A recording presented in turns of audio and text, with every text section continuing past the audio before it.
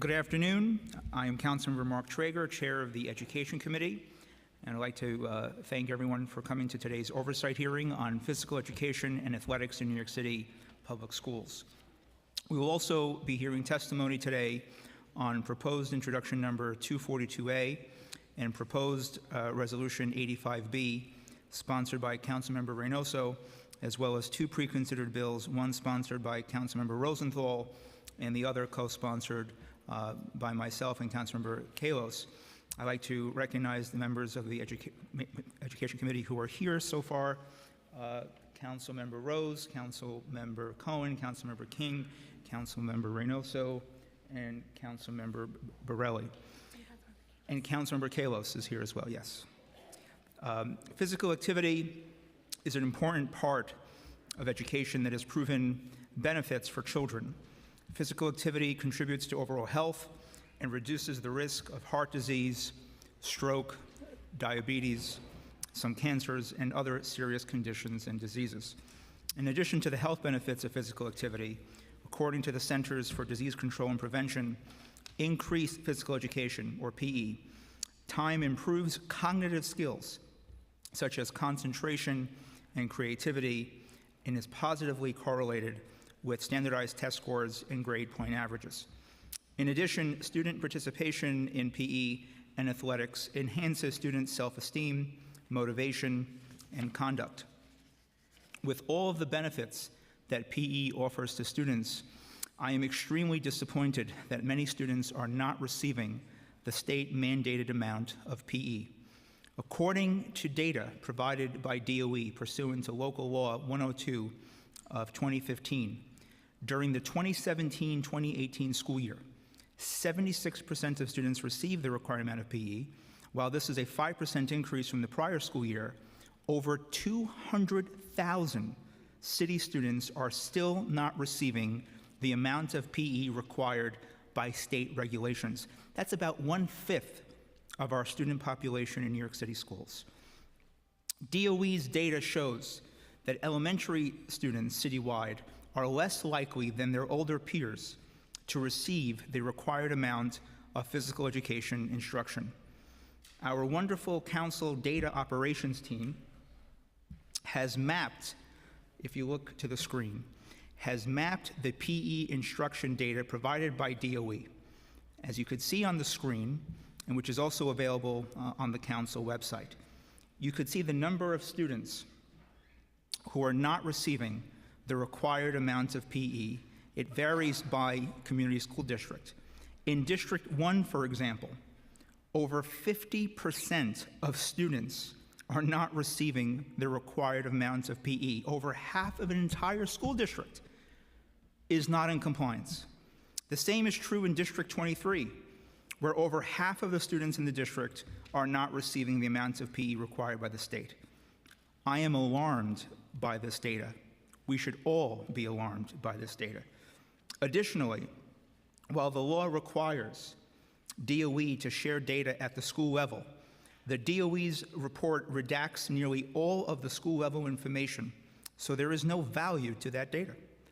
This defeats the very purpose of this report, which is to help identify the barriers to compliance and thus prevents the council and any other partners from helping our schools increase PE time for students. My bill with Councilmember Kalos, pre-considered introduction 2018-3359, and Councilmember Rosenthal's bill, pre-considered introduction 3358, each seek to enhance data provided by DOE on physical education instruction in schools. My bill requires DOE to report on PE curricula in schools, as well as professional development received by certified physical education instructors. Councilmember Rosenthal's bill requires the DOE to report on the average PE class size, as well as whether students with disabilities are provided with adaptive physical education or waivers from physical education activity, including the number of students receiving each of these options per school. These bills work to ensure not just the quantity of PE being received, but the quality of the PE instruction that is being offered. Just as we see differences in the amount of PE time received by students across community school districts, We know that there is unequal access to after-school athletic programs and sports teams across our city schools. Today, we are hearing proposed introduction 242A, sponsored by Councilmember Reynoso, who has really championed this cause, which will require DOE to report publicly on the funding for after-school athletics, including funding for coaches, referees, athletic directors, equipment, uniforms, and transportation.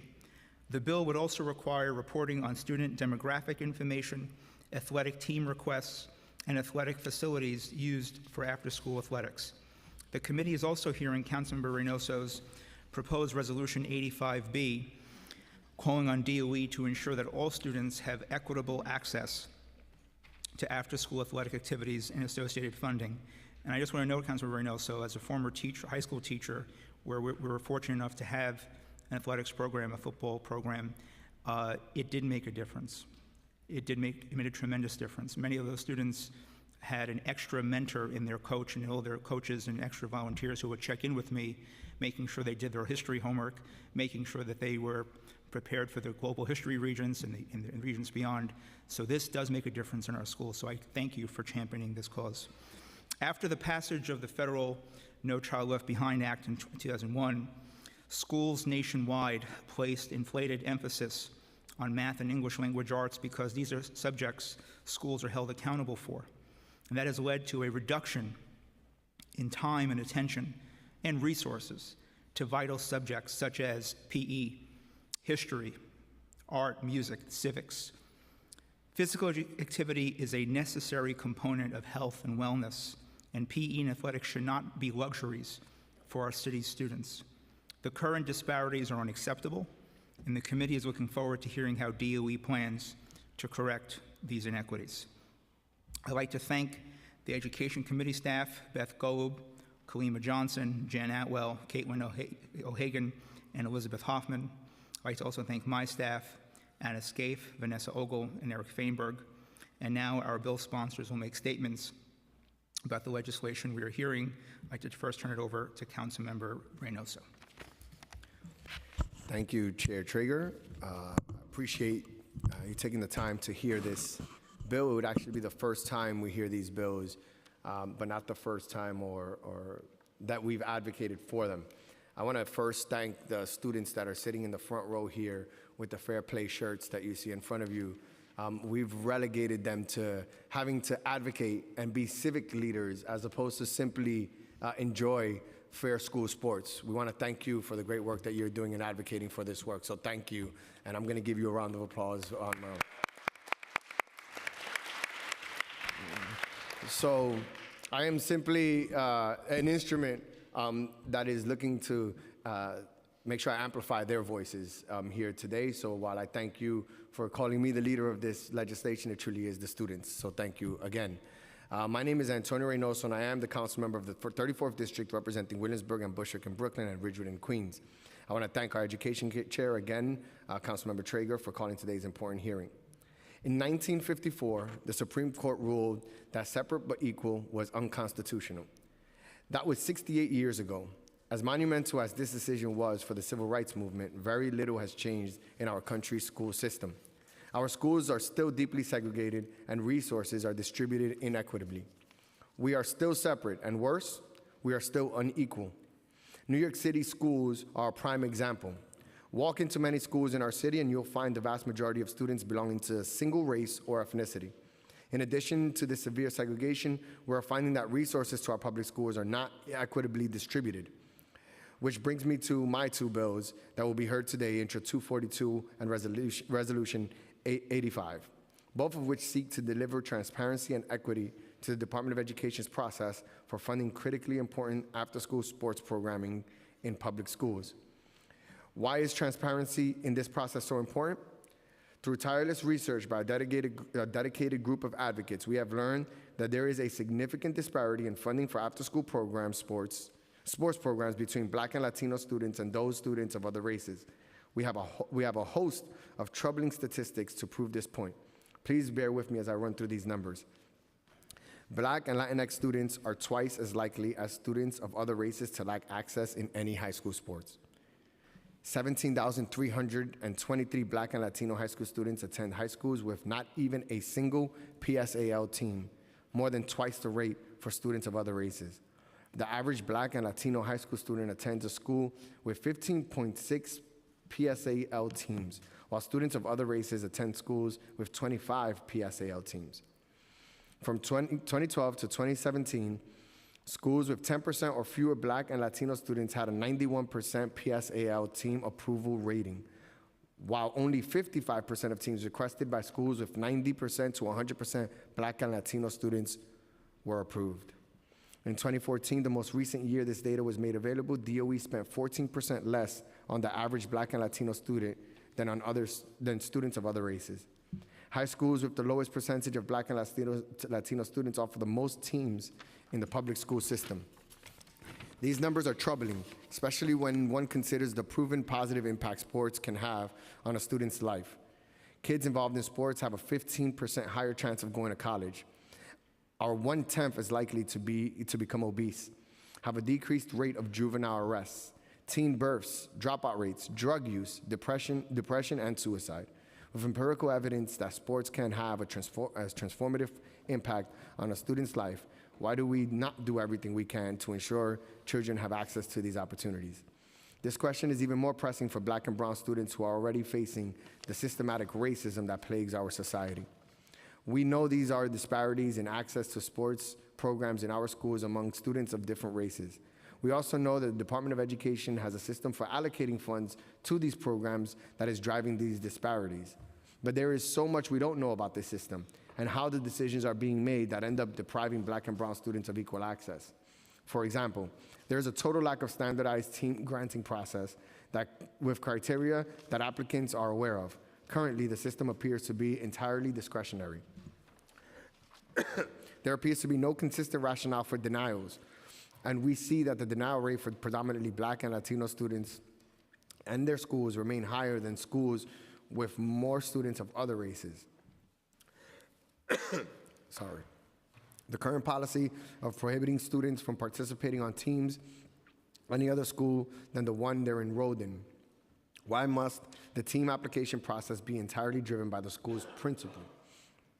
Intro 242 will require the Department of Education deliver critical information, including the funds allocated to individual schools for coaches, number of teams, and which schools have access to teams at individual schools and students' access broken down by race. Our goal for today's hearing is to better understand that system, drill down on where the flaws are that drive these disparities, and develop fixes to ensure resources are allocated equitably. Intro 242 will ensure that the public can see how this funding is allocated in the future to ensure all students in our public school system have access to these crucial programs. Again, thank you, Chair, for allowing me to read this lengthy opening statement. Thank you. Thank you, Councilman Reynoso, and we certainly also want to echo his remarks welcoming the extraordinary students. This is the best civics class that you'll ever have, and you are leaders certainly in this effort, and we thank you. I'd like to next turn it over to my colleague who is working very hard to make sure that access to PE is felt across the board for all students. She has been a champion on this issue. I'd like to turn it over to Councilmember Rosenthal.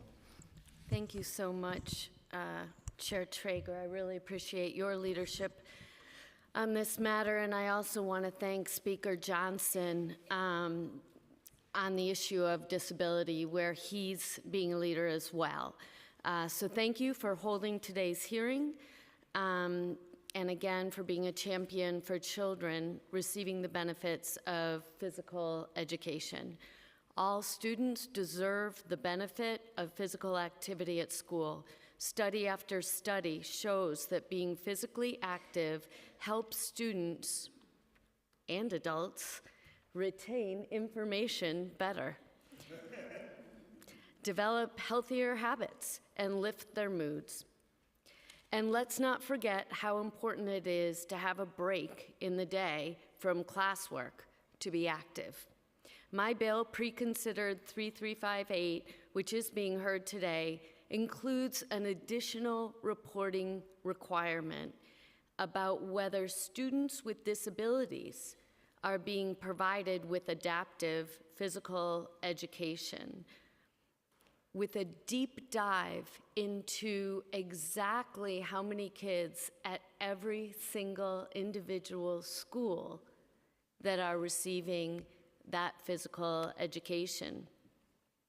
Adaptive phys ed refers to a specially designed physical education program of developmental activities, games, sports, and rhythms suited to the interests, capabilities, and limitations of students with disabilities.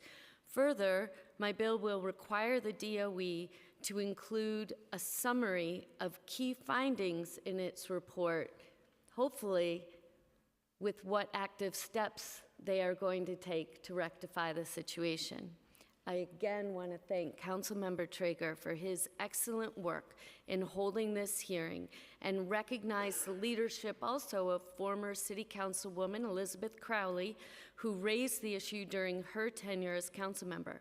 I'd also like to thank the Phys Ed for All Coalition, including the American Heart Association, for their thoughtful and compassionate advocacy to make sure that all students receive appropriate and adequate physical education. Thank you. Thank you, Council Member. And next, we'll hear from someone I've worked with as well on a bill that we've advanced together to get a lot more information than we have right now on the extent of compliance with curriculum and non-compliance. Councilmember Ben Kalos. Thank you, Education Chair Mark Traeger, for your leadership on these issues.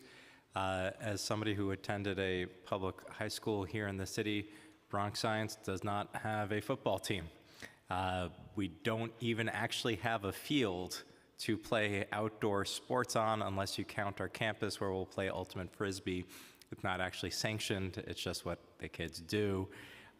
And so when I became council member and representing the Upper East Side, I visited every single school in my district and was shocked to see that we didn't actually have very many gyms in my district. I remember when the mayor asked to do the town hall at a gym in my district, and when I finished laughing, I said, sure, we've got one or two, and they're booked, so good luck.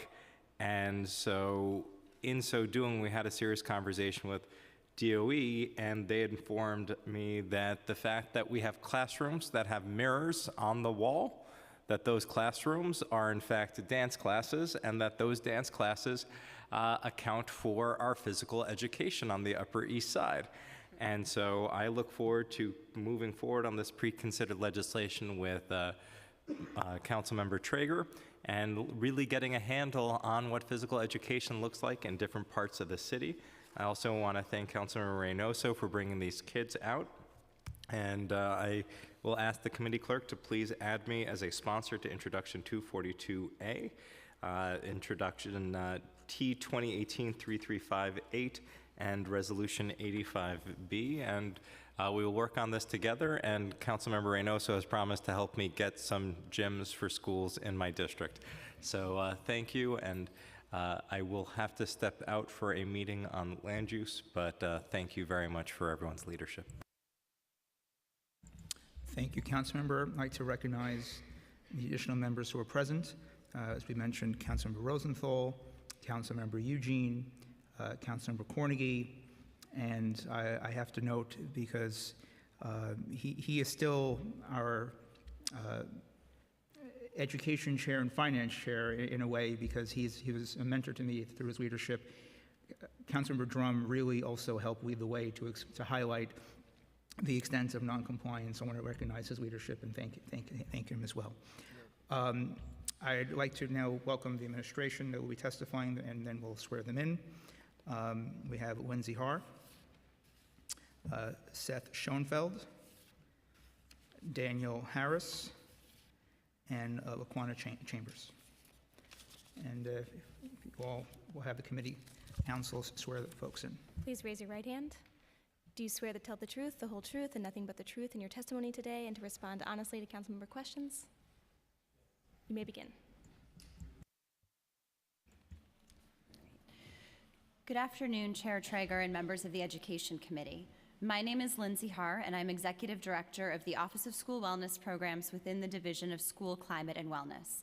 Thank you for the opportunity to update you on the progress we are making in improving both the quantity and quality of instruction in the core academic area of physical education.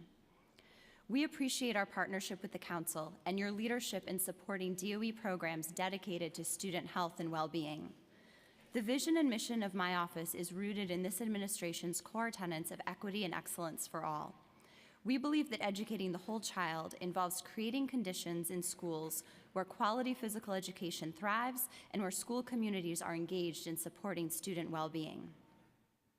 Research shows that physically active students do better in school and learn skills that can keep them healthy for their entire lives.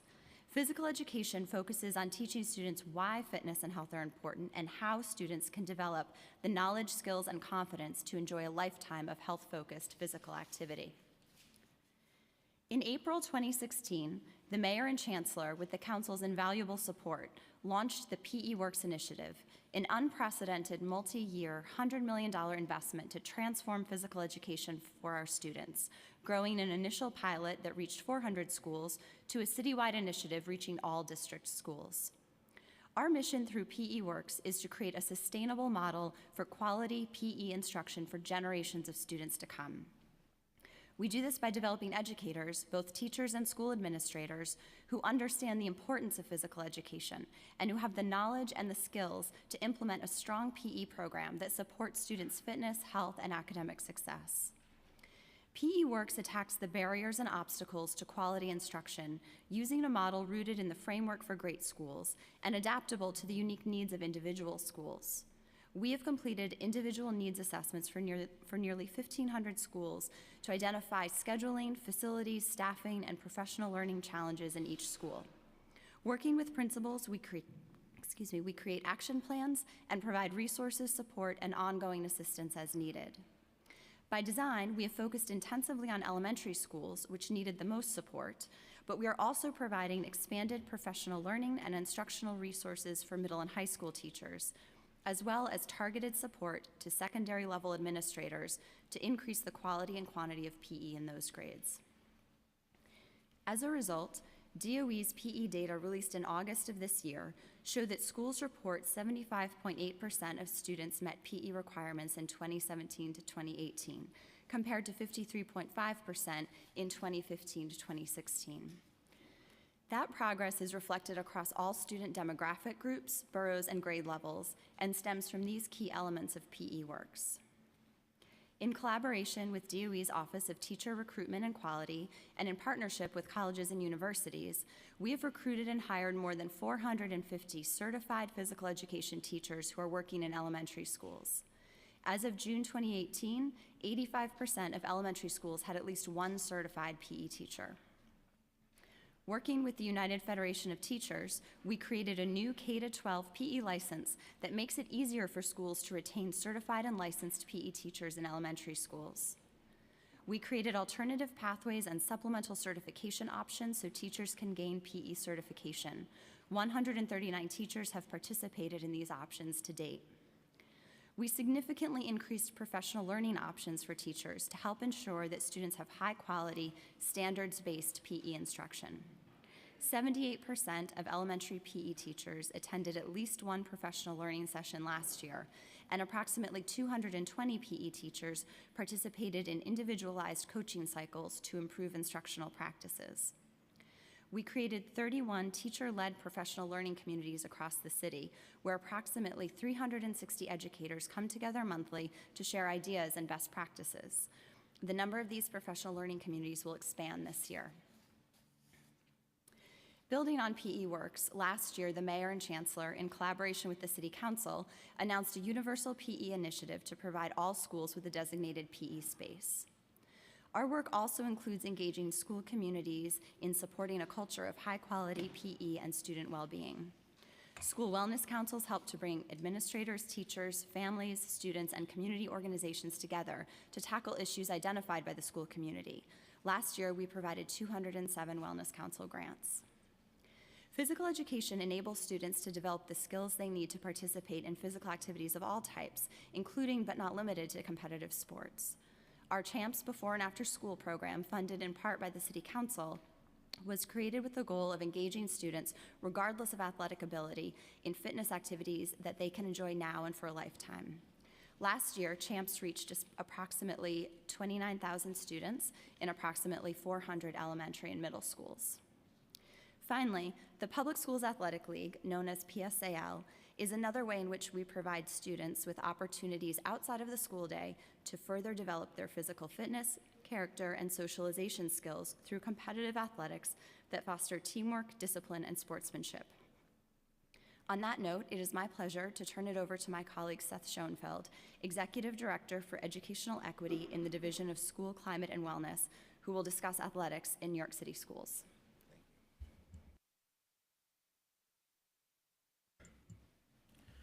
Good afternoon, Chair Traeger and members of the Education Committee. Before I start my testimony, I also want to thank all the students that are here today. Really appreciate your voice being in the room. My name is Seth Schoenfeld, and I am the Executive Director for Educational Equity in the Division of School Climate and Wellness. I am joined by Daniel Harris, Director of Professional Development and Special Projects, and Laquana Chambers, Director of Sports Programming for the Public Schools Athletic League.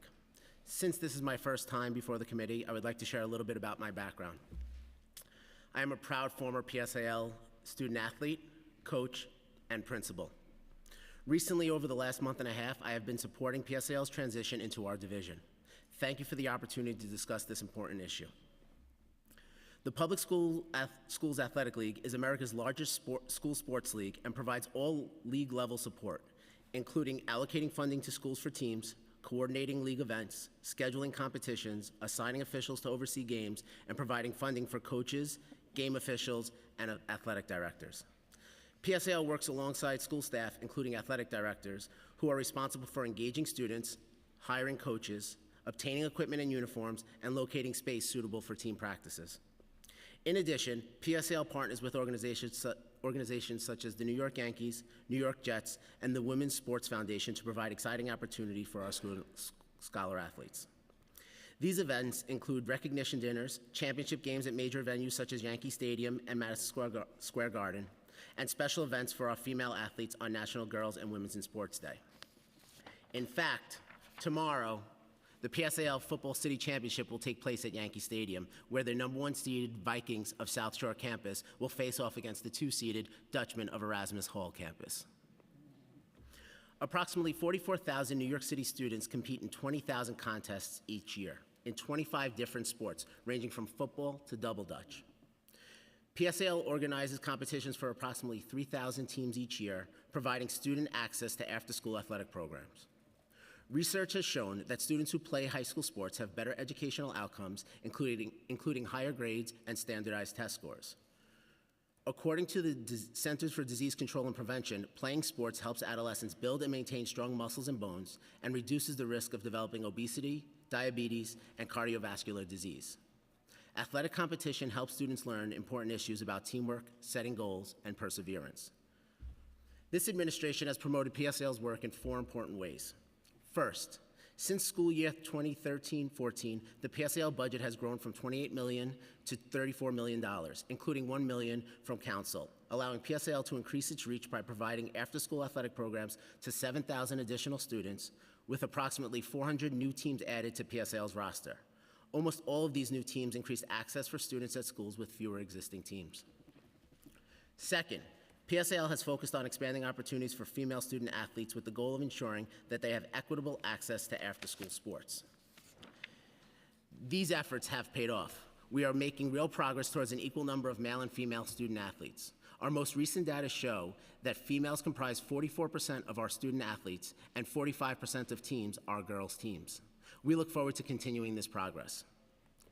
Third, DOE has increased access to competitive athletics for students at smaller size schools. To that end, in collaboration with the City Council, we have made investments aimed at guiding smaller and newer schools through the process of growing a comprehensive athletic program. We look forward to building on the work done so far. Fourth, this school year, PSAL has expanded its portfolio to include management of the Middle School Basketball League. The Middle School Basketball League will generate interest in athletics in our middle schoolers while creating a pipeline for athletes to join sports teams in their high school years. Participation in the Middle School Basketball League is open to all middle schools. Any school can apply for a team. Our first priority at every PSAL competition and practice is the safety of our students. All PSAL coaches undergo health and safety training, including certifications in first aid and CPR. Coaches must also be certified in concussion management. Certification includes both an in-person course and an online component taken every 2 years. Schools must also provide automated external defibrillators at competitions and ensure that a staff member who is trained in their use is on site during competition. There are specific additional safeguards for certain sports. For example, swimming coaches must have current lifeguard and CPR for the professional rescuer certification, in addition to regular PSAL first aid. We also have implemented measures such as pitch limitations in baseball and improved headgear for female lacrosse players. Providing all students with equity and access is a top priority of this administration. PSAL has recently come under the leadership of the Division of School Climate and Wellness, where we are focused on supporting the whole child, including social emotional learning and related supports. Under the leadership of Chancellor Richard Carranza and Deputy Chancellor Sean Robinson, we are moving the work of PSAL forward with a deep focus on equity and access to ensure that all students in our city can benefit from participating in after-school sports. I would like to now turn to proposed legislation. Proposed Introduction 242A requires DOE to report on funding for after-school athletics. We support the goal of increasing transparency regarding PSAL and look forward to working with the council to ensure that the reporting requirements align with the data we currently track in our reporting systems. The pre-considered legislation sponsored by Councilmember Traeger requires DOE to report on physical education curricula. We share the council's goal of ensuring that all students receive high-quality physical education. DOE policy permits schools to select their curricula in all subject areas. And while we recommend physical education curricula, we do not track school-level use. We are rolling out a scope and sequence this year to establish shared expectations for PE instruction citywide. The PE scope and sequence will assist teachers and administrators in providing sequential, developmentally appropriate PE that enables students to develop the skills and knowledge to stay active and healthy throughout their lives. We look forward to further discussion with the council on this bill.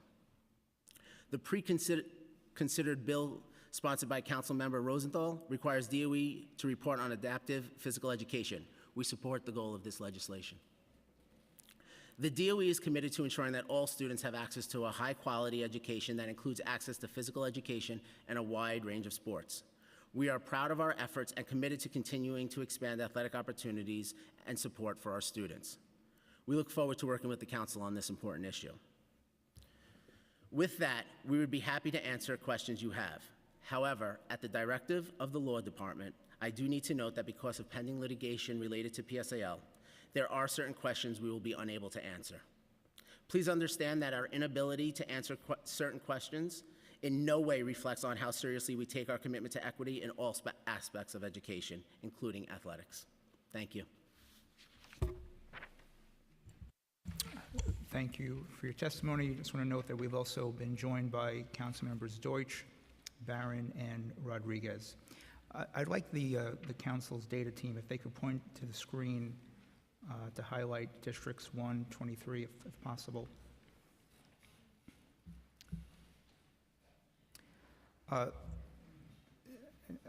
Forgive us if it's not big enough there, but I think my voice will make up for it.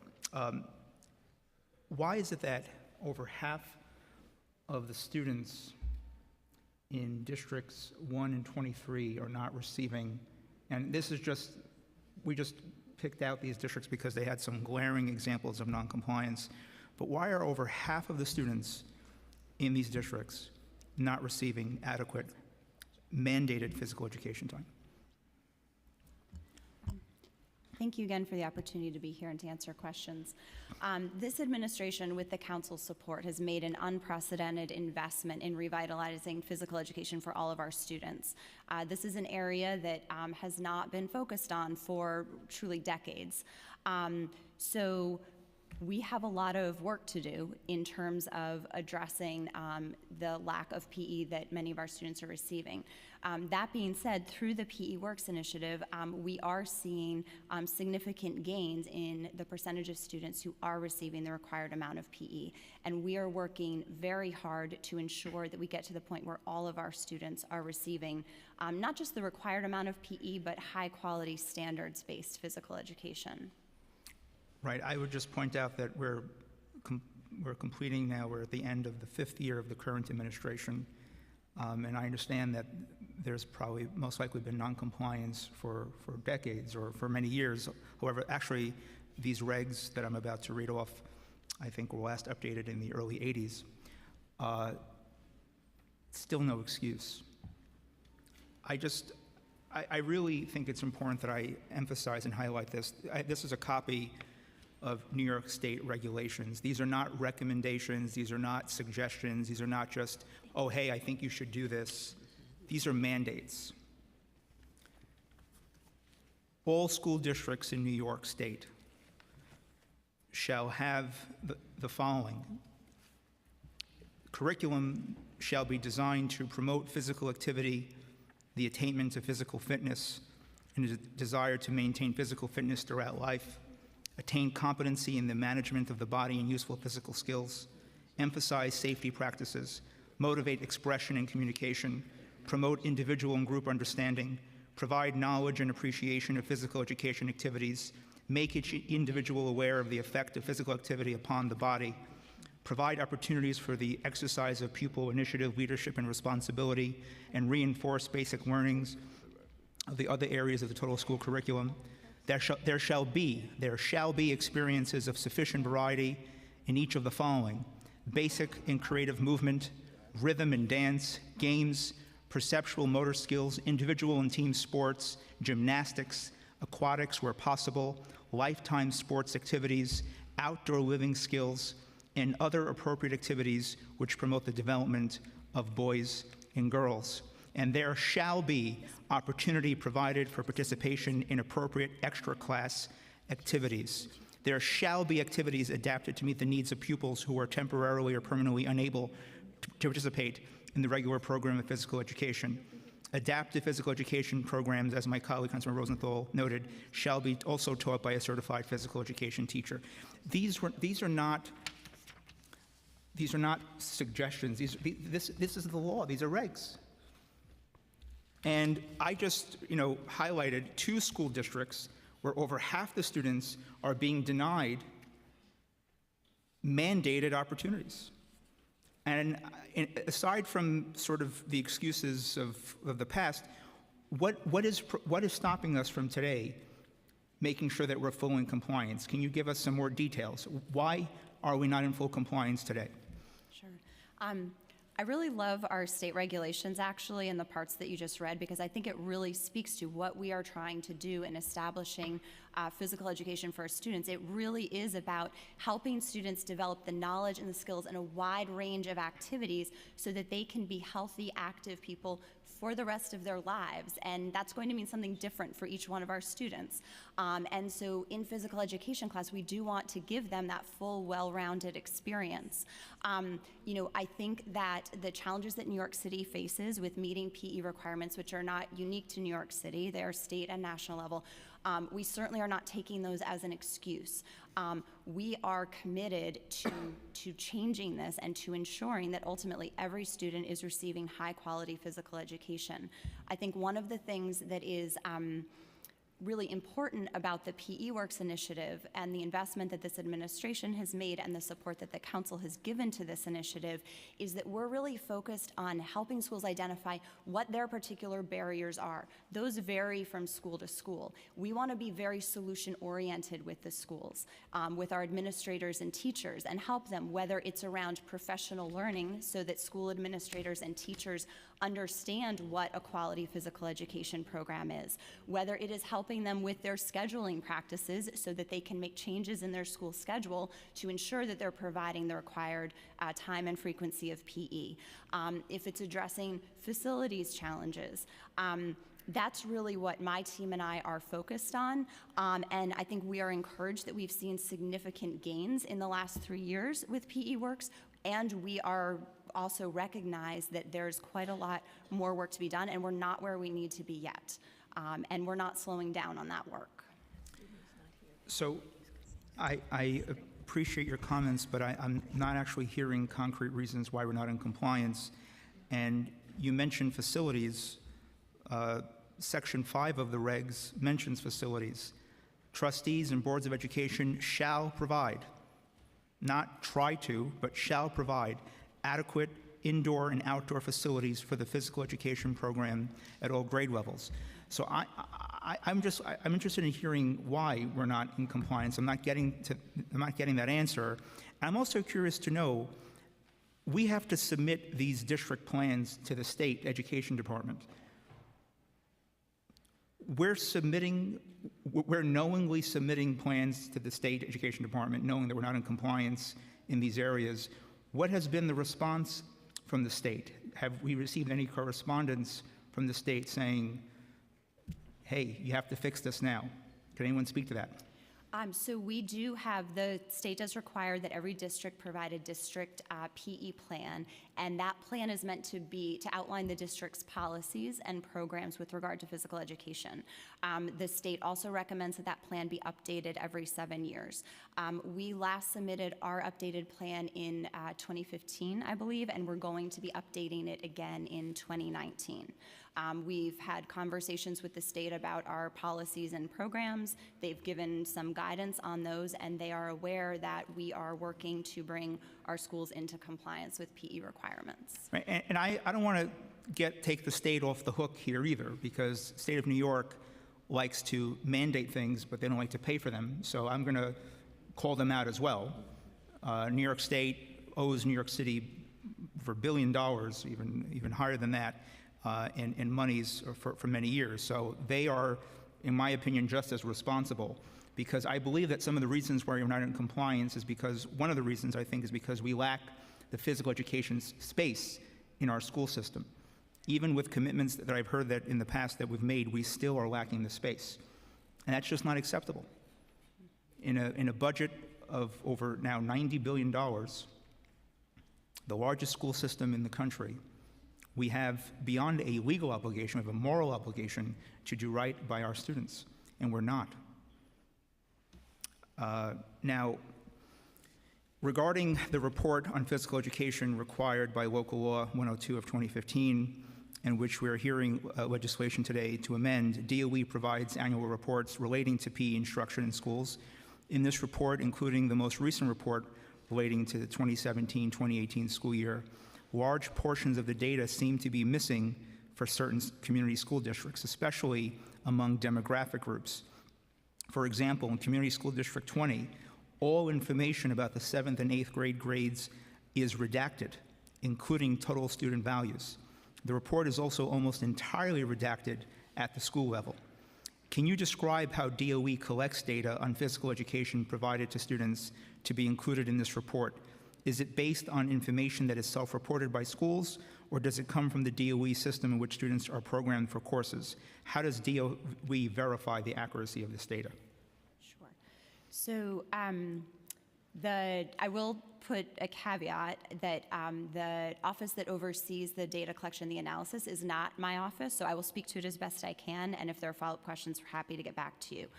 The data for the PE report for scheduling and compliance comes from the DOE system that's called STARS, and it is the Central Scheduling and Tracking System.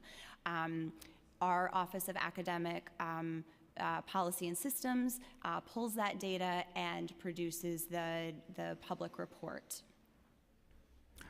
I just want to note that the big basis of this hearing was about, in addition to the bills that we're hearing, was about the extent of noncompliance on this issue, and I would have expected all relevant offices to be here today. And I'm disappointed that everyone here was here. I'm still trying to get to the root of this. In addition to a lack of physical space, what other barriers can you identify that stand in the way of full compliance? I think one example that is worth talking about is historically the lack of certified PE teachers in elementary schools. And this is a component that the PE Works initiative has really been designed to tackle. So through PE Works, over the past 4 years now, we've helped schools hire more than 450 certified PE teachers for elementary schools that didn't have them before. That's a huge step forward. As of the end of last year, 85% of elementary schools had at least one certified PE teacher. So not only a dedicated person to provide physical education for students, but someone who is certified and has the training. And with those teachers coming into the schools, then we've also coupled that with working with the schools to change their scheduling practices, to move towards ensuring that they're providing the required amount of time for physical education. But it is my understanding that in elementary schools, physical education classes are not required to be taught by a certified PE teacher. It's my understanding that what is required is to have at least one person in the building who's certified in PE. Is that correct?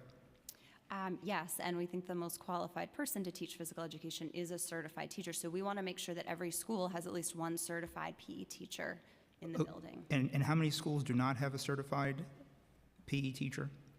I don't have the exact number with me, but I can tell you that we did an additional round of hiring this fall, and we're at about 95% of elementary schools that don't have a certified PE teacher yet, and we're actively working with those schools to help them hire one. Did you say 95% of our elementary schools do not have? I'm sorry, maybe no, do have. Do have. Do have. So we're very close to getting a certified So PE teacher. what I'm trying to understand is that if 95% of elementary schools have a certified PE teacher, why is the problem so much more glaring in the elementary school level with regards to not providing adequate time? This is a very recent change in development through the hiring that we've done with PE Works. So as of just a few years ago, the majority of our elementary schools did not have a certified PE teacher. So in combination with the hiring that we're helping schools to do, we're also working with them to make changes to their scheduling practices. And that's, to be honest, not something that necessarily happens overnight. It can take a little time. We're seeing significant progress, which we're happy about, but we're not happy about the fact that we're not all the way there yet. How does the New York City Department of Education define physical education? Because my concern, and this is something that I experienced as a teacher myself, is that because I believe folks are scrambling to meet compliance, the city is getting more creative on how they define physical education. I recall hearing from physical education teachers during my tenure that they were being required to, for example, conduct more writings or journals or logs during physical education time. Or if you were in a classroom and you did some stretching, which is good, they would also rush to meet those minutes towards state mandates. You can call me a traditionalist in this sense, but I believe students should have access to a gym, and not a gym that constantly has to be converted over into an auditorium or a cafeteria or some other space. They should have someone working with them that knows what they're doing, that's licensed and credentialed in that area. The mandates and regulations require that they should be provided with even after-school opportunities, whether they want to have sports teams and different types of clubs. There should be resources towards that end.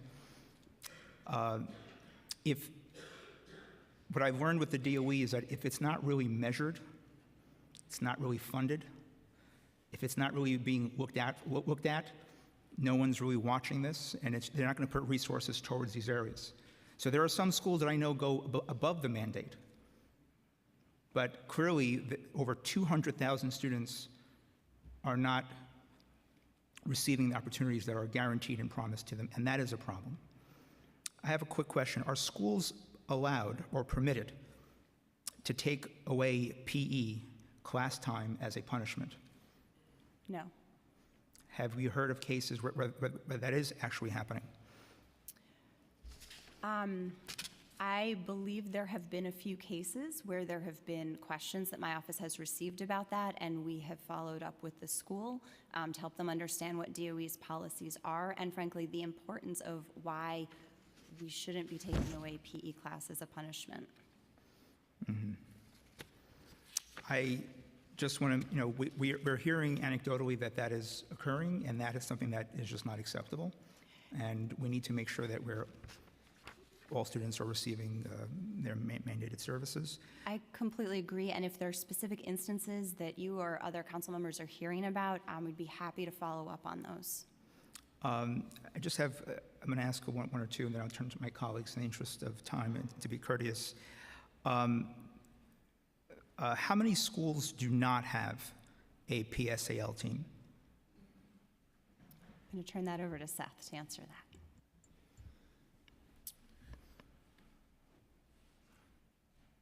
Over the last, since the 2013-14 school year, PSL budget has grown by $6 million to increase access to over 7,000 additional students and approximately 400 new teams. With that said, I can't speak to the exact number of those that do not have it, as it is subject to litigation. So the number of schools that don't have a PSAL team is tied up in litigation? Correct.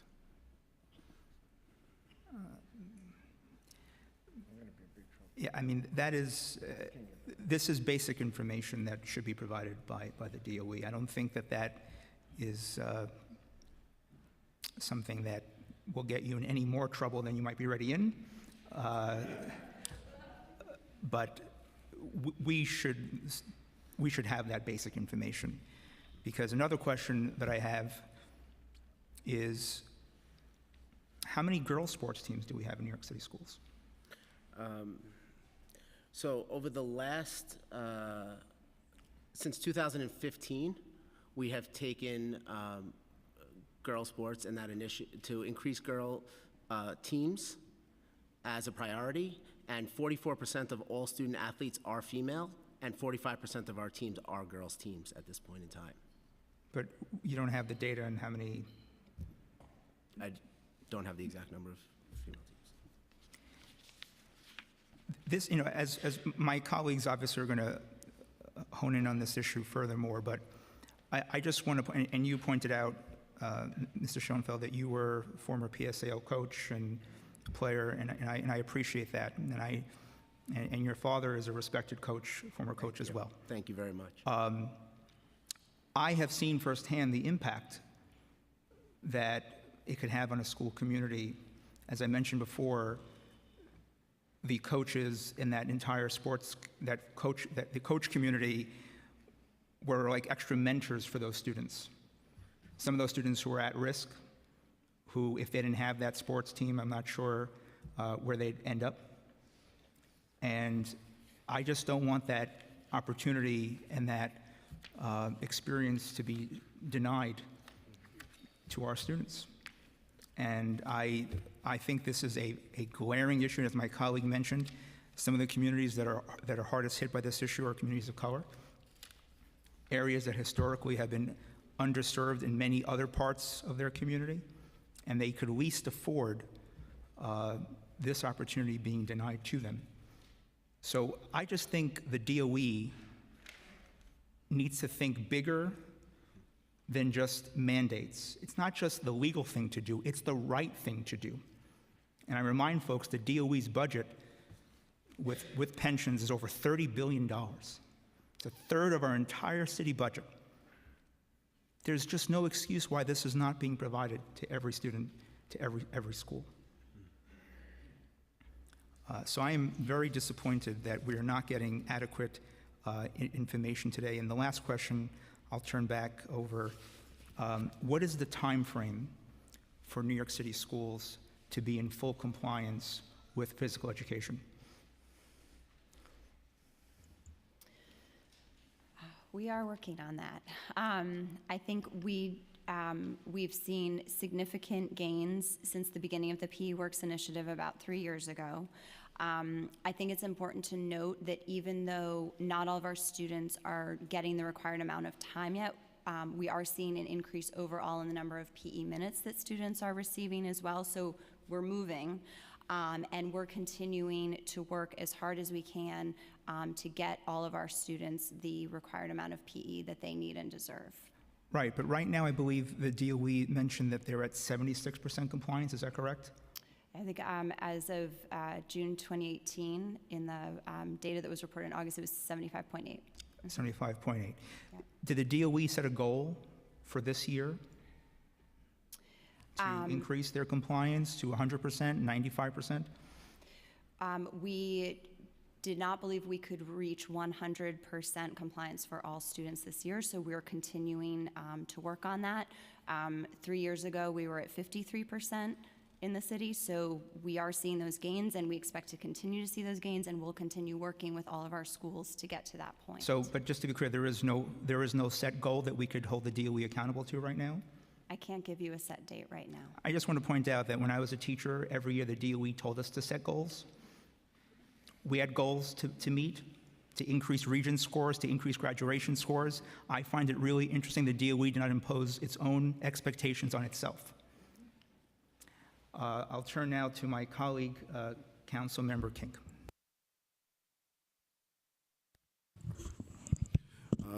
Good afternoon, and thank you for joining us today and giving us your conversation. I got to say to the starting five that's here today, Matthew and Mark and Lisa and Warren and Coach Rosen, thank you for your activism. It's not new to you, and you're true to this, so I appreciate you coming back, because last year we started this conversation early on with the Small Schools Athletic League, which is pretty much non-existent. And due to the advocacy of these young students, we were able to fight in the council to get over $825,000 to put funding in for after-school basketball leagues and sports leagues in New York City High School.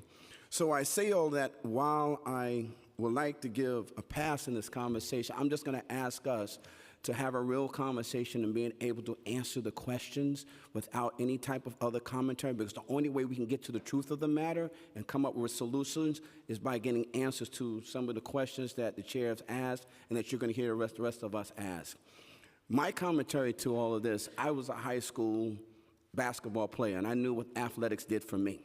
I knew what it allowed me to be a strong young man I am today. It allowed me to learn camaraderie, to learn teamwork, discipline in the classroom, and it stimulated me and motivated me to show up to school each and every day. More importantly, it gave me an opportunity to pursue my higher education because I earned a basketball scholarship. But when I say, what are we doing to our students today, where we're talking about everybody doesn't have access to every sport that will allow them to earn a higher education?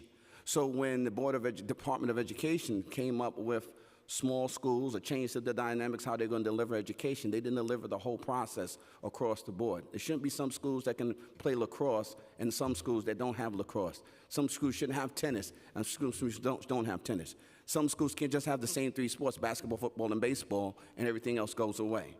You're limiting access to these students, our children. I don't want people just looking at students because they're our children. They're from our neighborhoods, and we got to do better by them so they can be better human beings. You've laid out what the system looks like, but obviously there's some flaws and some challenges in the system. That's why we're having this conversation today. So I'm asking you all, as you answer our questions, to step up and don't use the lawsuit as an excuse of not being able to deliver on an answer so we can figure out to help. Because the goal of this conversation is to help, not to say, oh, no, we can't, because while the adults are caught up in the politics of the conversation, our children are dying in the reality of the world. So I'm asking us to step our game up in this conversation. So I do have a couple of questions I do want to add and ask of you. Because I just really believe that it's not discriminatory, because some communities get it better than other communities. I don't know. I want to think that the education system, the city and the state of New York, is not discriminatory. Am I naive to that? No, I'm not naive to it, but I'm just saying.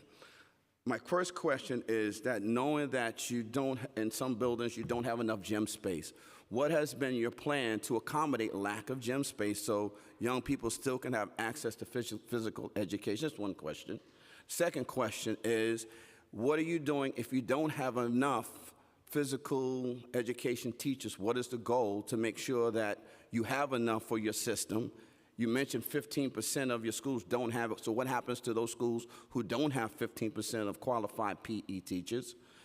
That's two. Next question I would like to ask is that in schools that are co-located, whether it's a charter school on one floor and there's another school on another floor, What is the goal of how to allow them to utilize the space at the same time?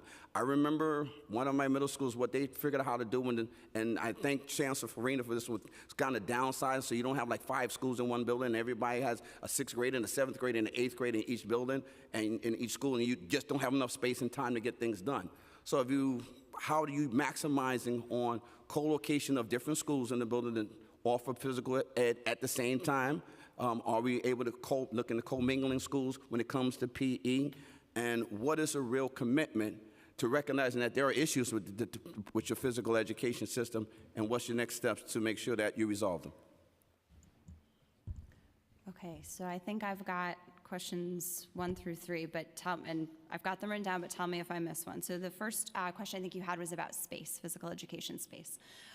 So the mayor and the chancellor, with the council's support in spring of 2017, I believe, made a commitment through universal PE to ensure that all schools have a designated PE space. So that work is underway. It's in process. I think we recognize that there are schools that don't currently have the facilities that we need, and we're working to resolve that. I'm sorry, you said you know that there's some places that don't have dedicated space, but you're looking to resolve it. So I got to stop because I want to get an answer that's concrete, because if we're looking to resolve, what are we doing at this point right now? Because this issue isn't new for us to come with, like, we're kicking the can down the road. So I don't want us to kick the can down the road. What are we doing right now? We know there haven't been dedicated spaces. We can't build dedicated spaces in 2 weeks. So what are we doing right now with the young people in school who need PE training, who need activity? As we've all said, we know as adults, if we don't get a little physical ed in, we can go crazy too. How does someone understand the fractures or at 10 o'clock in the morning, or deal with something they have to deal with home?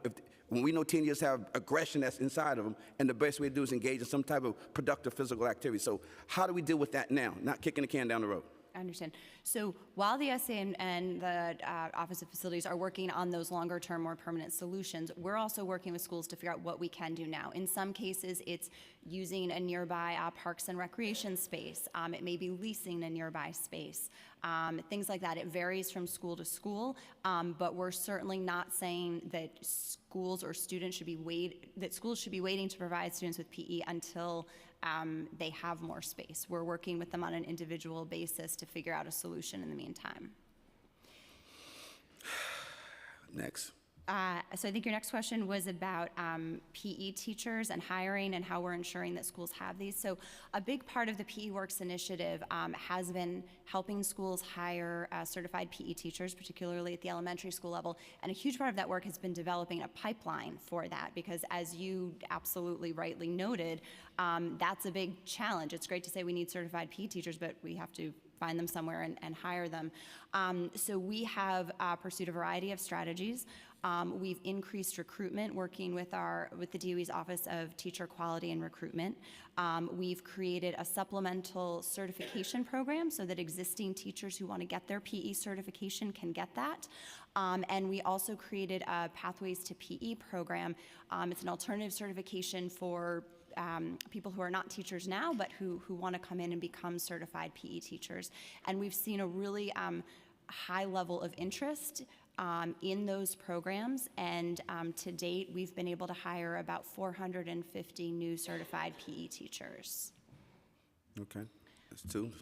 All right, and then number 3, I think you had questions about PE and space usage in co-located situations.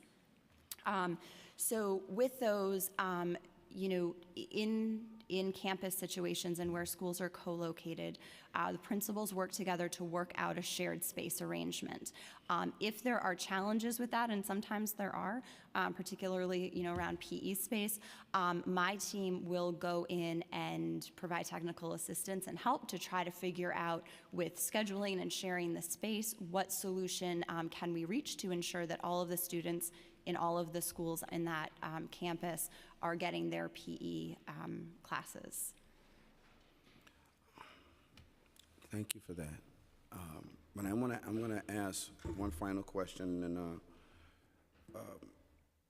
I alluded to this because we know that there's a problem with physical education and not being able to deliver it according to state mandates. Now, if we know that this exists and we know that children need physical education to learn, how and what is the learning model to implement physical education in the system? Just like children need to know their fractions, they need to learn how to read.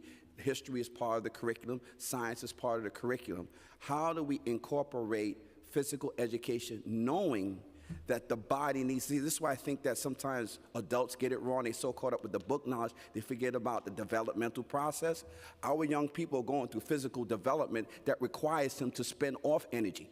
And if they can't do that, it's a distraction in the classroom. It's a distraction in the building. So all the other plans that you put into effect go out the window because they're dealing with issues that you're not trying to address, because you're trying to make sure that you deal with whatever the agenda is supposed to be, but not handling the developmental part. So my question is to, what is the plan now, because we've already identified as a problem, to implement physical education as part of the developmental education curriculum? Yeah, well, I think you framed it really well, and I think that there are a number of pieces that are already in process and some additional things that we're going to be rolling out this year and in subsequent years. So first of all, I think it's ensuring that school administrators understand really what physical education is and why it's so important, and understand what the learning standards are for quality physical education. It's working with teachers to ensure that they're prepared to provide developmentally appropriate physical education instruction for their students, that they know how to differentiate that instruction for students of varying abilities within their classes. My office provides a range of free professional learning throughout the year. There are the professional learning communities that I mentioned in my testimony. And this year we have a recommended curriculum, and this year we're also rolling out a scope and sequence that provides much more detailed guidance to school administrators and to teachers about what students should be learning that is developmentally appropriate at various grade levels, with the goal of ensuring that students are learning the skills and the knowledge they need around physical education, that builds a strong foundation so that as they move through school, they're prepared to participate in physical education class at the next level, in extracurricular physical activities, and things like that. I want to thank you for what you just said. I didn't want to do the Charlie Brown thing, but I'm just asking us in the school system, sometimes we got to keep it simple. Sometimes kids just want to run. Sometimes they just want to jump up and hit the ceiling. That's all sometimes we just need to do. We need to stop trying to be so super smart that we get it wrong, because some of these young people are just saying, can I just go out inside and play? Can I just be a 14-year-old? Can I just be a 16-year-old? I'm asking us all, sometimes if you don't even have gym space, you can just call a session during the time of the school and create some space in the hallway and let them just jog up and down or jog around the floor, burn off some energy. Something that's creative. If you don't have space, do you have the space? I didn't hear no other solutions other than we kick the can down the road. So I'm gonna pass the baton over to my colleagues, and if they kick it down the road, kick it back, okay? I want to thank you for your time today. Thank you for your testimony. Thank you all for being here today. And we're going to get it right, because we're all here today together to get it right. Thank you. Thank you, Councilmember. We've also been joined by Councilmember Grodenchik, Levin, and Ulrich. And I just want to note for my colleagues, in the interest of being courteous to people's times, because we do have also witnesses that will testify after this first panel, I want to put a 4-minute clock. I think that should be sufficient. And I'd like to turn it over now to my colleague, Councilmember Cornegy.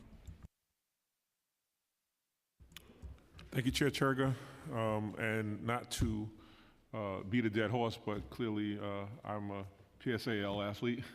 4 years, Queens champs, all state, all city, blah, blah, blah, blah, blah. But the most important aspects are what I'm able to do today based on my ability to participate. So I have a few questions that I'd like to ask. I played on winning teams, and a lot of revenue was generated at gate sales and concession sales, and I'm kind of curious about where those monies were allocated. So what are the guidelines around schools collecting fees for attendance at sporting events outside of regular school hours? How are those fees used? Do they supplement individual school sports teams' budgets? And does DOE track how much funding schools raise through these fees?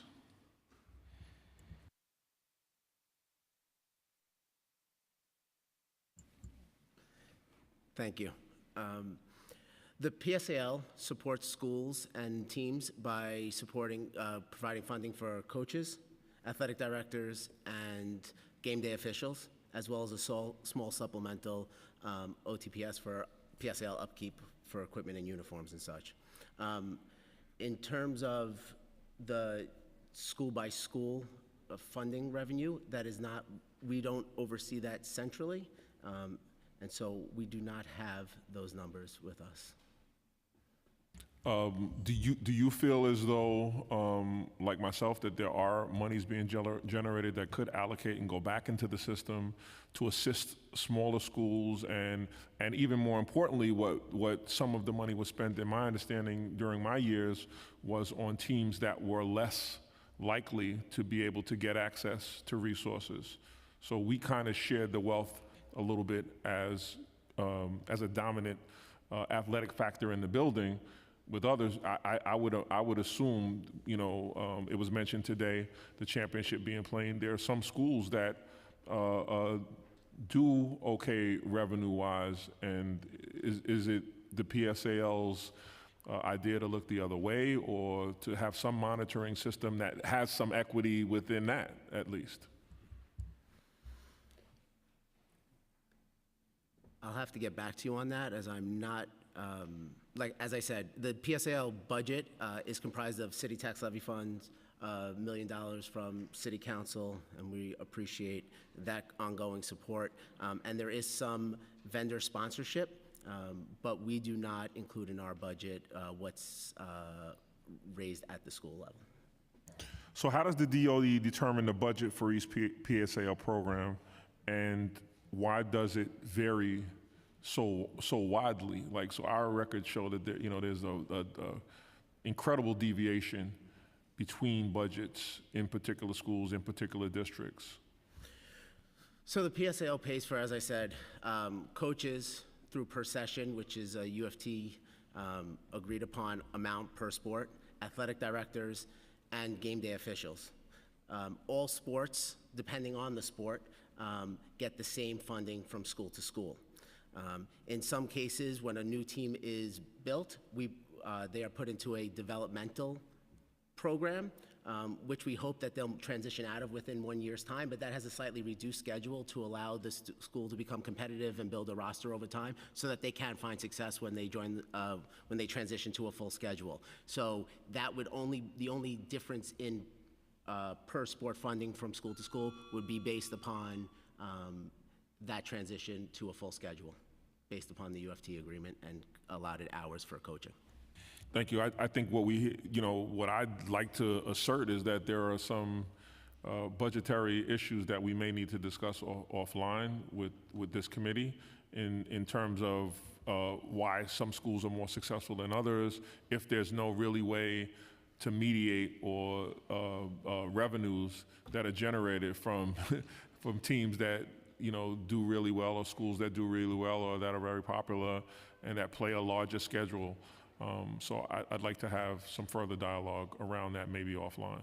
Absolutely, and I would like to highlight, and as we've transitioned the PSAL to our division, every policy, every procedure, every decision point, whether it's regarding budget or team allocation or otherwise, we are looking into to make sure that we serve the students the best way we can.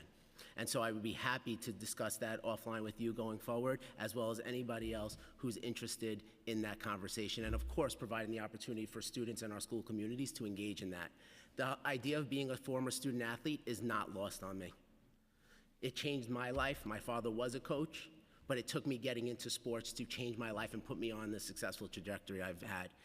And quite honestly, I went to Lincoln High School, and I took for granted what a sports program could look like or could not look like. And so every single policy and procedure will be reviewed and is being reviewed, and we will open it up for conversation to make sure we are doing the best we can for the students of New York City. Thank you. I'll reserve the rest of my questions for the second round. if there is one? Thank you, Councilmember Cornegie. I didn't have the good fortune of being a PSAL player. I did play chess at Murrow High School, however. And That counts, actually. I hope it does. I'd like to now call on my colleague and a sponsor of the bills, Councilmember Reynoso. Okay. And just your story and who you are, I think, could really help us in this conversation. But there are kids that are graduating from school right now that had no PSAO sports teams in their schools. So all that you got, they didn't. And they're at a disadvantage because of it, and that's where we're coming from and trying to make changes here. I want to ask, every single school in the city of New York asks for a basketball team, every high school one. How do you determine which ones get the basketball team and which ones don't?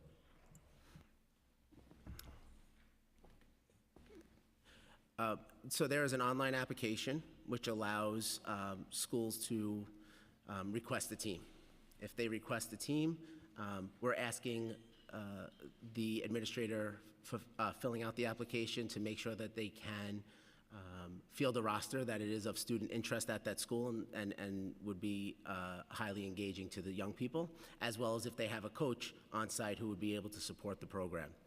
The team then reviews it, looking at various factors, including female participation, as well as schools with few teams. So everyone that wants a basketball team and meets all the criteria that you just had gets a basketball team? No, unfortunately, we receive over 250 applications a year, and on average grant approximately 25 teams. So no, every school would not be able to receive a team.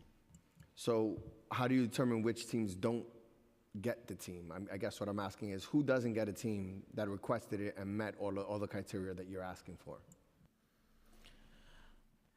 As I said, we are interested in increasing access for all of our young people, and we want to continue to look at all the processes and procedures that allow us to do that. Unfortunately, I can't speak further to that or deeper to that question at this time because of pending litigation. So there is a possibility that there is a team that meets all the criteria that you're asking for but will not get a team here in the city of New York? As I said, I unfortunately can't answer that right now. Okay. Is there a formula that the PSAL uses that determines, that ensures equitability to make sure that everyone gets a chance at sports? Is there like something that you use internally to say, you know what, this school here doesn't have a basketball team and has been asking one for 4 years. This team has one, has always gotten one every 4 years. Maybe this year we won't give it to this school, we'll give it to this school, or maybe this year we'll just fund them. Is there a formula that you use to determine that? Posted online is the criteria we're looking for to support teams. But again, any deeper questioning on that matter I can't answer at this time due to current litigation.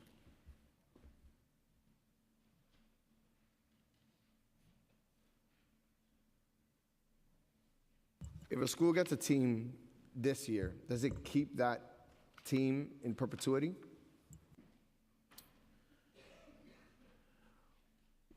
We look to support teams to stay, as long as they're meeting the basic criteria for supporting a team and fielding a roster, we would continue to support that team going. So teams like Lincoln High School that you went to, because they have a long time here in the city of New York in existence, maintains all of its teams, and a new school that is to come up brand new might not get the same access to the team sports that you had access to in Lincoln High School?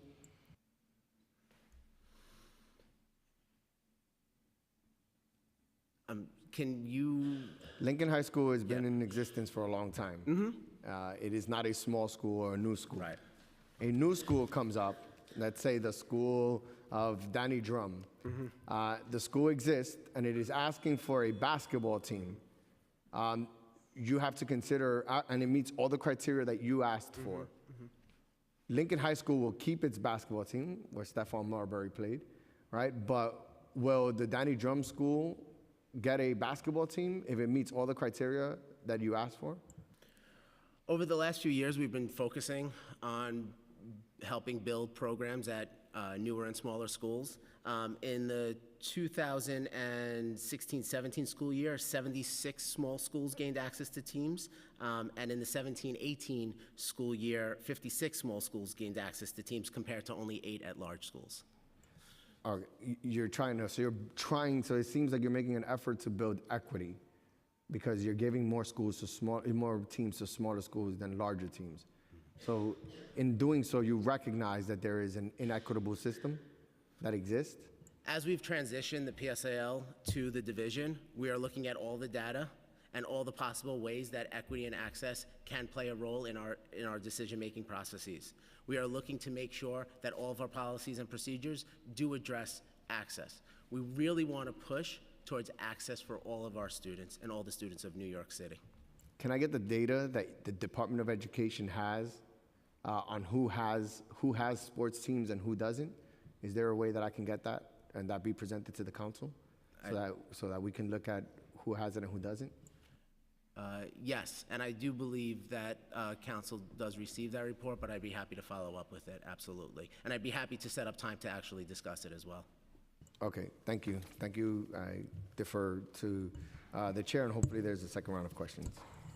Well, just to kind of piggyback on what my colleague was just talking about, according to the terms and conditions provided to the City Council, there were 150 PSAL team requests that were denied last year. Are you aware of that?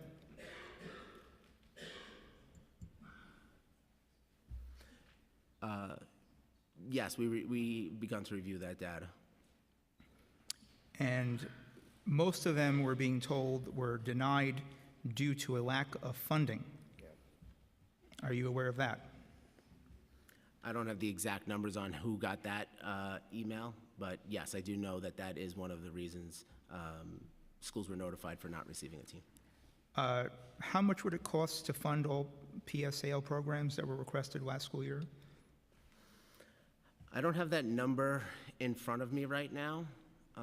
I would like to add to that something though. Yeah. I don't believe that we would be providing the access that our students deserve by simply giving all the teams that were requested.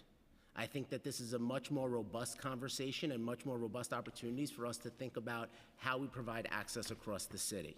We have some very successful models in our community-based model that provides access. We have campus models. And so just providing the teams to schools where the administrator applied, we don't believe is a comprehensive enough approach to this, and really want to take a more comprehensive approach to providing access to all students throughout. Right, but Mr. Schoenfeld, respectfully, remember in the beginning of my testimony, beginning of my commentary, I talked about the differences between mandates and things that are required, and some folks recommending things. Let me repeat that this is one of the sections of the regulations. There shall be opportunity provided for participation in appropriate extra class activities. Now, I understand that's a very broad statement, but the fact is we're not doing that for all students. So this is not just about a push for access, this is about a push for compliance to guarantee and ensure access for all of our students. I think this is the issue that we're having right now, is that we're not in compliance. And if it's an issue of funding, my goodness, we have a $30 billion DOE budget that continues to grow. I just read a disturbing controller's audit about millions of dollars spent on lavish spending on posh hotels in Westchester. You're telling me there's not money for our kids in our schools to provide adequate PE? It's unacceptable. It's unacceptable. So it's not just we have to do better. We have to do better. I'd like to turn next to my colleague, Councilmember Levin. Thank you, Mr. Chair. So I want to thank you for your testimony. Thank you for being here, answering our questions. The chair made reference to Chancellor Farina's testimony to this council in 2016 regarding the goals of DOE's PE Works initiative, which was, quote, to move all elementary schools to compliance with state physical education regulations by June 2019. So I just want to be clear, or you could be clear with us, are we on track to be in compliance with state physical education regulations by June 2019?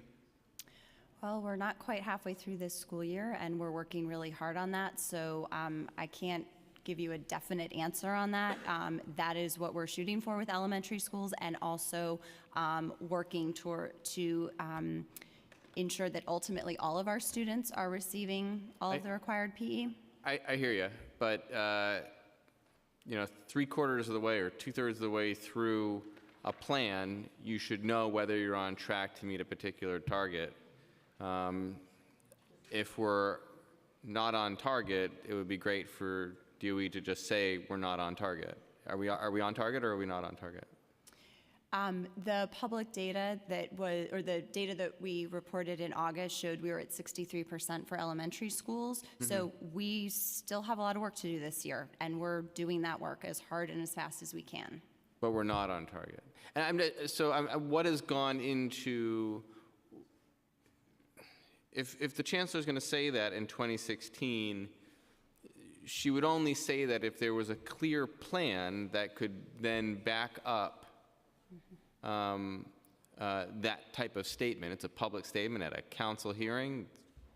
Just in basic accountability would ensure that you can back up what you're going to say, especially when you're Chancellor of the Department of Education. So if we're not meeting that target 2 years into a 3-year plan, what has happened since June of 2016, or in 2016, what has happened since 2016 that has pushed us off target? I wouldn't say that we've been pushed off target, and I think we'll be taking another look at our data when we hit the mid-year point this year. I think the challenges of this work, which is incredibly important and is really unprecedented, there are some real challenges. As I've spoken about earlier, we had to build a pipeline for hiring and retaining more than 450 PE teachers. We're working intensively with schools to help them shift their scheduling practices. But all of these things we knew in 2016 when the chancellor made that statement. So I'm just wondering if we're not going to be meeting the target, why are we not meeting the target? If we come back, I mean, we're going to be, we could have a hearing in June, I guess, to see whether we have reached that target. But something has gone into that. That is, I mean, I appreciate that, but was there a plan in 2016? A clear plan with quarterly benchmarks? We've had a plan, and we've been working on that with individual needs assessments with schools, individual action plans. I think that, you know, quite honestly, we found that reversing decades of practice in New York City schools has not been easy. It's required some time and a lot of work, and we're committed to putting that in and to this investment that we've made. But it doesn't happen overnight. It doesn't just happen in 1 year. So we're encouraged that we've seen significant progress, Sure. But we're not there yet. I agree with you. I just have one other quick question here with your courtesy, Chair. Has OMB weighed in on any requests from the Department of Education to increase PE budgets, you know, during budget time over the last 2 budget years? In other words, have we made requests to has DOE made requests to OMB that have been turned down? I'm not aware of that. We have our PE Works funding right now, which is continuing.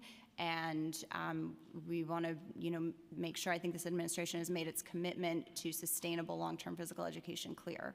I'm not aware of specific conversations with OMB, but.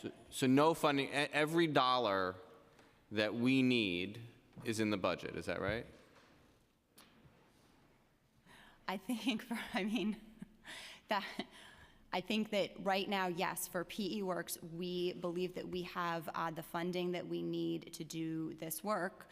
The mayor made the additional commitment through Universal PE for facilities. So also throughout the course of this initiative, as additional needs have been highlighted, the administration has taken a look at those. Okay. All right. Thank you. Thank you, Chair. Thank you. Next, we'll hear from Councilmember Rose. Thank you, Chair. I think my colleagues have asked some very important and good questions. I'm not sure if we got such good answers, but I want to refer to Executive Director Har's statement and sort of come at this from a different direction. We believe that, this is your statement, we believe that educating the whole child involves creating conditions in schools where quality PE thrives and school communities are engaged in supporting students' well-being. And I want to know, is PE mandated? Is it mandated as part of the school curriculum? Yes, it's a state requirement. Excuse me? Yes, it's a state requirement. Okay. And so my question is, if PE is educationally mandated and we have to provide this for them, why is it that we are building schools, and I know you're not school construction, but why are we building schools and allowing them to be built where they're not building gyms, they're building these shared spaces, gymatoriums that are multi-purpose, and because they're multi-purpose, then there's not time. How can you schedule an entire school that's mandated to have physical education to utilize a space that is, has many purposes and not just for physical education?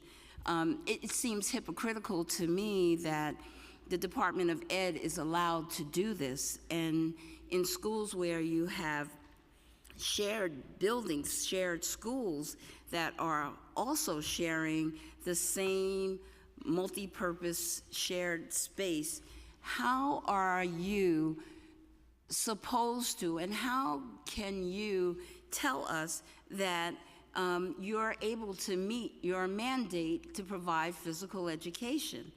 And you've talked about the value of physical education in terms of their educational growth and development. You talked about it providing that all students have access and equity. How is it that you can make these claims when we have these schools that have these shared spaces that clearly programming must be a nightmare? This administration has made physical education a priority, and that has been both on the instructional side, which is the area that my team supports through PE Works, and also through the Mayor's Universal PE Initiative, which is a commitment to ensure that all schools have designated PE space. I think as my team is working with schools, one of the things that we look at with them is how they can best utilize the space that they have, improve space sharing practices, and scheduling practices to ensure, particularly in those co-located spaces, that all students are getting. So can you tell me then, if all students are getting PE, how much time is actually allocated to this physical education if everybody is getting it and we're using these shared spaces? The state sets the time requirements, which vary by grade level. In elementary school, it's 120 minutes a week. In middle and high school, generally, it's 90 minutes a week. No, we're not there yet, but we're getting closer. Thank you, Councilmember. I just want to note that we've also been joined by Councilmember Levine, Lander, and Ampry Samuel. And next, we'll hear from Councilmember Barron. Thank you, Mr. Chair, and thank you to the panel for coming. I wasn't here for much of the hearing. I had some other commitments, but I did come and heard a response that you didn't have the financial information one of my colleagues asked a question. I think that's being ill-prepared, and if you were a student in the class and hadn't done your homework and been prepared, you would not get a passing grade. So I think as a Department of Education, you owe it to this committee to come prepared, anticipate questions that we might ask, and bring the necessary financial information so that we can go forward with what it is that we need to know and what we need to do. So I would ask you to do that in the future. Anticipate that we might ask a question about what is the total amount regarding any of the programs related to physical activity, that you could have that information and share it with us. Secondly, we know that there are obvious physical benefits to a well-regulated physical activity program, but there are also social benefits and intellectual benefits. And we know that cognitive functions also improve with children who have a regular physical activity program. Their attention span also improves when they have a regular program. They feel better about themselves, they look better, they're not obese, and they have less of an opportunity or less of a risk for diabetes. So I would say that the DOE has contributed to the numbers of children who have been diagnosed with ADD, attention deficit disorders, and the number of children who are obese, and the number of children who have type 2 diabetes in particular. And I would say that the Department of Education has been grossly remiss, and we need to correct the situation. Your timetable has not matched what it is that our children need to be able to have all of these. And I speak from the position of someone who was in the Department of Education 36 years, and I understood the value of physical education and made sure that in my program, I made the sacrifices in terms of programming to make sure that my certified PE teacher was able to share his skills throughout the programming of all the grades. You have a long ways to go, and we hope that at the next hearing, you'll be able to give us definitive information, data, finances, and tell us that you are, in fact, on track. Thank you. Thank you, Council Member. Next, we'll hear from Council Member Rosenthal. Thank you so much, Chair, and of course I want to associate myself with the comments of my colleague, Inez Barron.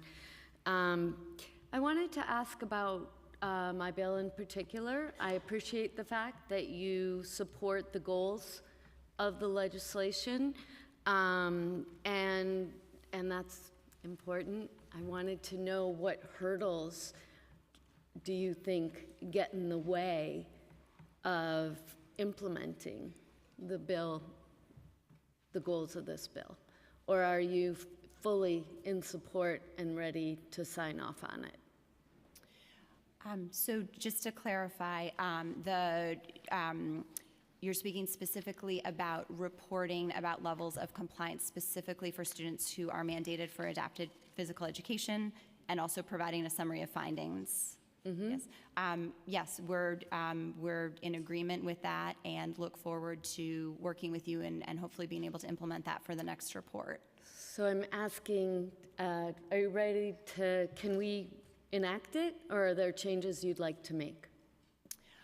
I think that I should confer with my colleagues in IGA, but I don't think that there are any major changes. I think this is something we can do, and we're certainly supportive of providing this additional level of information. I don't think there are any changes we need to make, but I would just want to make sure with our systems folks and our IGA folks that there's no tweaks. What % of children do you guess are in the category where they need phys ed? All students need phys ed. No, with kids with disabilities. All students need physical education. And one of the things that I think is really strong about the state's requirements is that there are no waivers for PE for any student for any reason. Let me word it a different way. How many kids do you think are getting? How many kids with disabilities are there in the system who would be captured in this report? In the report, we should be able to capture all students who are mandated for adapted PE. I don't want to speculate right now as to what that percentage would be. I'm just curious, how many are there? I don't know that. A but million? We can follow up with you. 500,000? I don't have that number in front of me, but we can follow up. Less than 100,000? Okay, I get it. So that number is gettable, and you have it back in the office? Okay. And do you know where they are in school, pretty much? What schools are involved? And how much money do you think it would take to renovate the buildings or change the programs so that they could have access to physical education? That is outside of the purview of my office. I can't speak to that, but I'd be happy to follow up with you afterwards. Would anyone have that information? Has the budget office done a run? I would have to check. Facilities are not my area, so I don't want to speculate here. Thank you. I'd appreciate your getting back to the committee. Sure. Thank you for your help. Thank you, Councilmember. I just want to also point out, for the record, we talked a lot about what the DOE is mandated to do according to the state regulations. The regulations also state that all pupils, as we've just heard testimony, all pupils shall attend and participate in the physical education program as approved in the school plan for physical education. So students are required. Students, in order to complete their full instructional program, students are required as well to attend what you're mandated to provide. We're not even giving them the opportunity to fulfill the fullness of their instructional program, because this is required for them to receive their diploma and to advance in education. So we're not in compliance with regards to the curriculum. We know that. Over a fifth of our students are not receiving adequate time. We don't have an exact number today of how many schools have a PSAL program. We do know that 150 were denied last year because of money that apparently we don't have, but I'm pretty sure we do have. We're not in compliance with regards to facilities. We have a lot of work to do, and I just have a question with regards to, I mentioned before, if something is not measured, it's not really funded or prioritized, in my opinion. Can you speak to whether or not when someone, whether a deputy chancellor or whether a superintendent visits a school to conduct, they used to conduct what's called quality reviews back in my time, now they might be called snapshots, I'm not sure. Is PE on that agenda? Is there a question about how the school provides PE and what could the district or what could the DOE do to help support the school provide more PE? Is that a question that's asked to the local school community?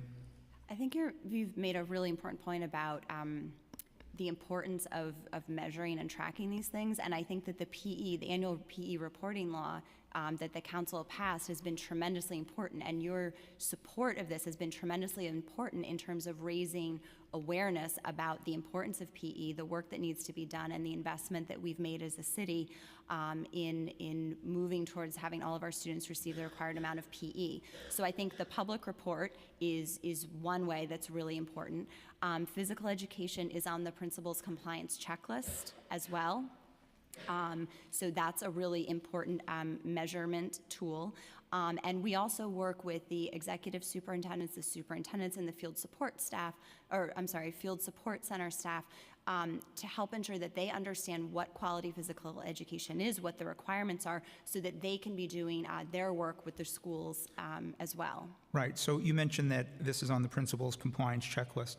So if a principal, in conjunction with their physical education supervisor, educators, make a request to the DOE, we'd like to have a PSAL team, because we want to be in compliance and providing after-school activities, and we want to do the right thing for our students. What happens then when they're being denied? So I want to make one point of clarification, and then I think I'll ask Seth to address the PSAL question. What's on the compliance checklist is physical education as an academic in-school subject that's required for every student every year, K through 12. That is a state requirement. It's not a requirement that every student participate in after-school athletics. So what we're looking at, the compliance checklist, is that core academic requirement. Anything? And so, but just to finish that point, if they don't have physical space in their building to provide PE, then how do we support that school? Yep. And sometimes that does come up. And so oftentimes what will happen is the superintendent or sometimes the field support center or the principal themselves will reach out to us and say, I need some help here, and we'll go in and work with them. It might be that there are some scheduling changes or some space that's available. Some schools, the facilities works with them to arrange for leases of other space. So where there are those space challenges, we do work on those, and for the longer term solution, the mayor's commitment through universal PE is in process. I just want to share with you, just from my experience, and I speak to many educators still in service, my colleagues, I don't believe that this has reached the priority level that it should be reaching. I still believe that this is an issue, this is a subject, and this is an area that has historically, and to this day, continues to be neglected by the DOE, because there is such an obsessed focus on standardized testing and meeting other state mandates. I think the city is very selective in what mandates it likes to meet, because clearly there's a lot of pressure from the state about certain test scores, math, ELA, and others. And I know that there's a national culture around that as well. But we can do better, and we should be doing better. I keep hearing speeches and all these pledges of universal PE, but we're still not universal. We're still not universal. And if it was an issue of budget and money, this is the time to tell us, because we're entering budget season. And last year during budget season, no one told us from the DOE that we're short money for PSAL programs. It's an issue of how you spend your money. So it's whether, first of all, we know that these are state mandates, but it's also how you implement those mandates and whether or not we take it serious at the local level. And respectfully, as I mentioned in my opening statement, there's information in the report that's heavily redacted. We don't have school-level information. We have some district-wide information, but not school-level information. So we're asking the DOE to work with us here. If it's an issue of money, this is the time to tell us. This council will aggressively pursue those money. I'm heading up to Albany with my colleagues very soon to ask and to insist on more money from the state for them to pay their bills. But we need to know that the money is going where it should be going. There should be no reason why any school with a credible athletics program request, they should not be denied. Now, I also passed a bill recently with regards to transparency on PTA fundraising. Could anyone tell me whether or not can PTA fundraising money be used to supplement or help pay for PSAL sports activities in schools? So we do not generally allow PTAs to fund a team. There are certain expenses for all PSAL programs that rely on the school, and the PTA have the right to utilize that to support a program like with things like uniforms and equipment upkeep and things like that. But the per session funding for coaches, athletic directors, and game day officials all comes from the PSAL budget. But uniforms and equipment are not cheap. How much could that cost on average? I would have to get back to you with that. I don't know. Yeah, they're not cheap, because many students had to individually try to fundraise on their own to help pay for these things. And we learned that there are some schools that have the capacity to raise over $1 million every year, and I'm pretty sure that they offset costs for kids. And then I represent a community that has to start a GoFundMe page for basic school supplies, which should not be happening. So there's also inequities on how even monies that are raised privately, and some schools have alumni associations, other types of access to funds that many other schools in certain communities just do not have. So I think that we haven't even yet really hit on the depth of inequity here. There will be follow-up on this issue because clearly we are still very far from compliance. I am not convinced today that the DOE is taking this serious at the highest levels because there's data that was just not here today, information that's not here today, people that are not here today. So I am leaving this hearing actually very disappointed, and there are a lot of areas of follow-up that we have to work on. Do any of my other colleagues, Councilman Reynoso, I think you had a final point you wanted to make. Just want to ask a quick question related to when a school does receive a team. The big issue I have is funding. Is there any possibility for a school to get an additional team when they already have many, and a school not receive any teams under your criteria? Does that, so you mentioned how many schools, new schools got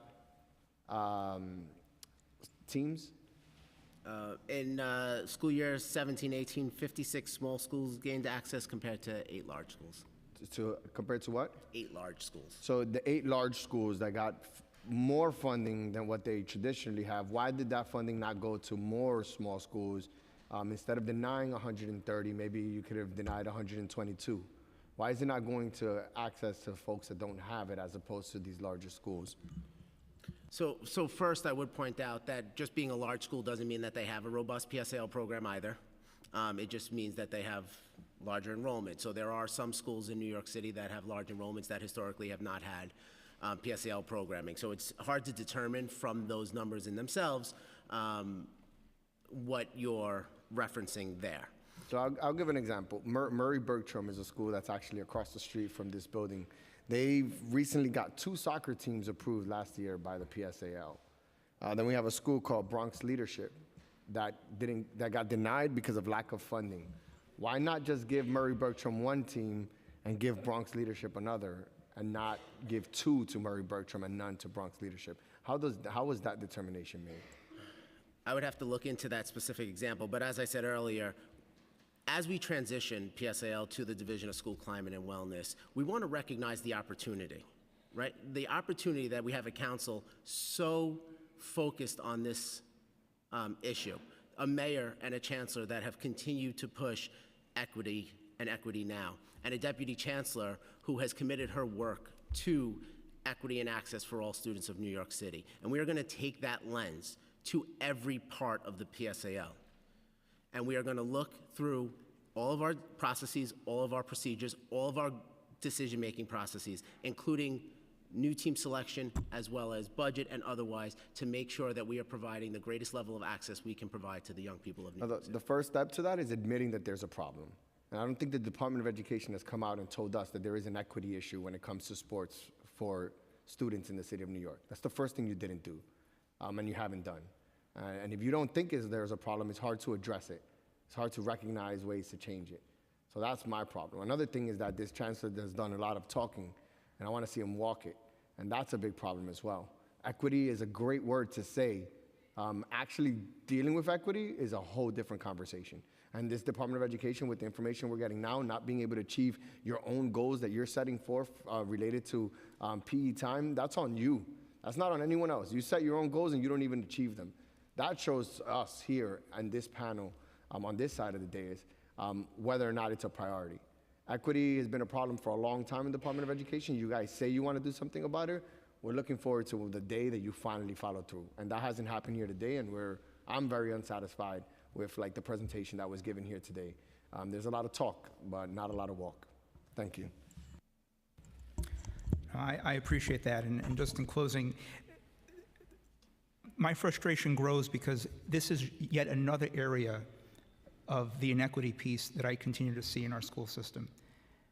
When the mayor says computer science for all, another universal pledge, when there are schools I visit repeatedly that don't have adequate wiring and bandwidth to provide internet even for the students that they have today, when certain schools don't have physical education programs, when certain schools still have outdated, antiquated infrastructure.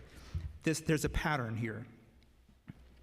And as my colleague, Councilman Reynoso mentioned, the pattern really hits home in areas that could least afford to be any further neglected. And I just want to point out as well that there's a difference between goals and mandates. Mandates is something you have to do, but we're not doing. Goals should be set.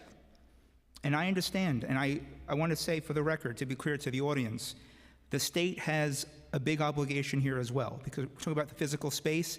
The states, when the state doesn't pay its bills to New York City schools, that denies us opportunities to invest more in our school system. We're owed well over $1 billion, maybe $2 billion from the state on past bills. That's a big issue. But at the same time, we also have significant resources in the DOE. We have to make sure that we're prioritizing key items. I keep hearing that PE is important, but the numbers are not matching up to that level of importance. So there's going to be some follow-up work here. I do think that the DOE should go back to the table and draw up some goals about further compliance. Because yes, I do note that there's been an increase in compliance, but we're still over 200,000 students are still not receiving adequate PE time. That's outrageous. And with regards to PSAL, it is as you've, and I do appreciate, Mr. Schoenfeld, your commentary. It is life-changing for many kids. It's beyond the sports field or the court or the area, the arena that the students are playing in. It is life-saving for students. In my school, a theater program was life-saving for students. These are the things that maybe superintendents or people from the state don't come in to ask about when they do their visits about test scores. But these experiences on and off the field are life-saving and life-changing for our young people. And I'm a big proponent of also social, emotional growth and learning. There are things that you learn on the field, on the court, that you won't learn in a textbook. Experiences, how to socialize, how to put down the phone for an hour and talk to each other and socialize and get to know each other and get to know people. These are critical opportunities that our students are not being provided. So I kind of get the sense that when I speak to you, I'm preaching to the choir, but we need to make sure that the people at the top are getting the message and putting their money where their mouth is. And I thank the panel for their time.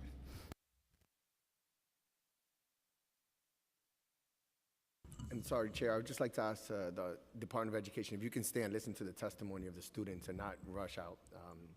That would be helpful. We would have it no other way. Thank you for allowing us to stay. Thank you. We thank the first panel. And the next panel we will call up Lisa Parks, Matthew Diaz, Benji Weiss, and Devon Longley.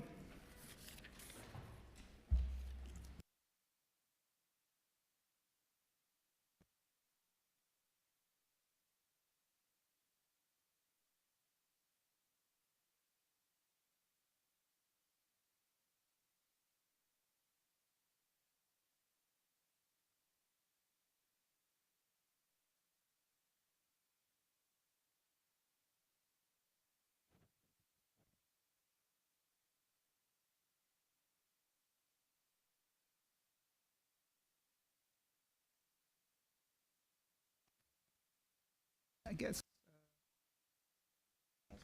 we'll start here. That's okay?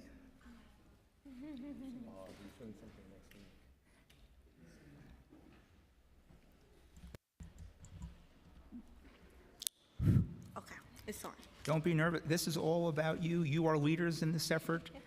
And so take your time and take a deep breath and let's get started. Okay, well, I wanted to start by saying thank you for having me and everybody else that's here. My name is Lisa Parks, and I am a student at Bronx Academy of Letters. I am an athlete. I play multiple sports, including basketball, soccer, and my favorite sport is track. I moved to the Bronx from Atlanta, Georgia, and I thought I was going to have a track team at school I was going to attend in New York, and found out there was no track. It made me feel really disappointed and upset. It made me feel like I wasn't going to be able to play sports again. I didn't want to go to school anymore. In Atlanta, I came in first in all my meets, and I love when people like my mom cheered me on. It made me feel like I could do better and be better. It gave me confidence and built my self-esteem, knowing I could do something that I love doing. I'm thinking about going back to Atlanta just so I can run on a track team. I don't think students should have to go find a way to compete in sports outside of their school. It should be at all schools. I want every school in New York City to be able to play and compete in every sport.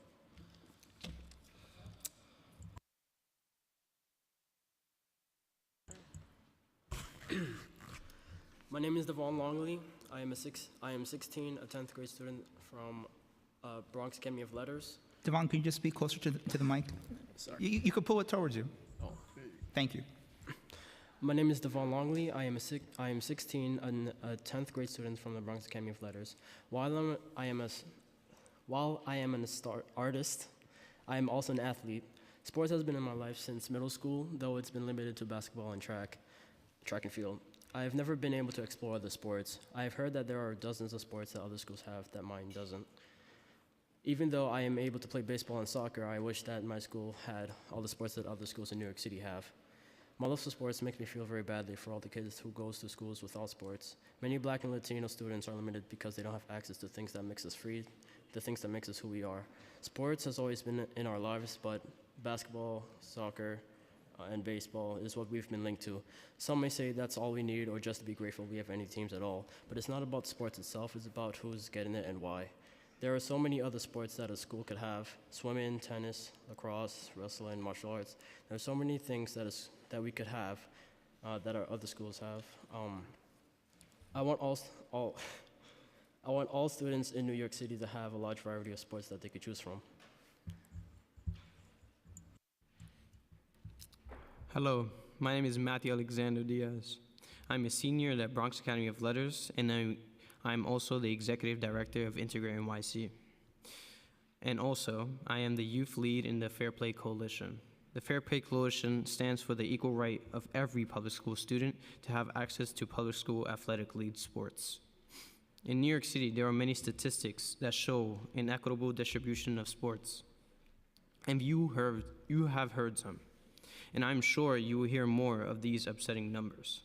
But I live this disparity. I can personally say that my school has less than 4 teams when I was a freshman, but now I am supposed to be excited because I have 7 teams 3 years later.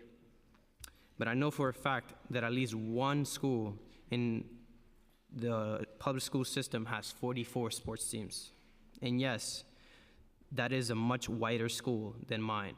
So my question has been, why is that allowed to happen? And another question is, why can't the DOE answer a basic question about themselves? Many students in the public school system have been normalized to having no sports in their schools, and that is not right for all these students.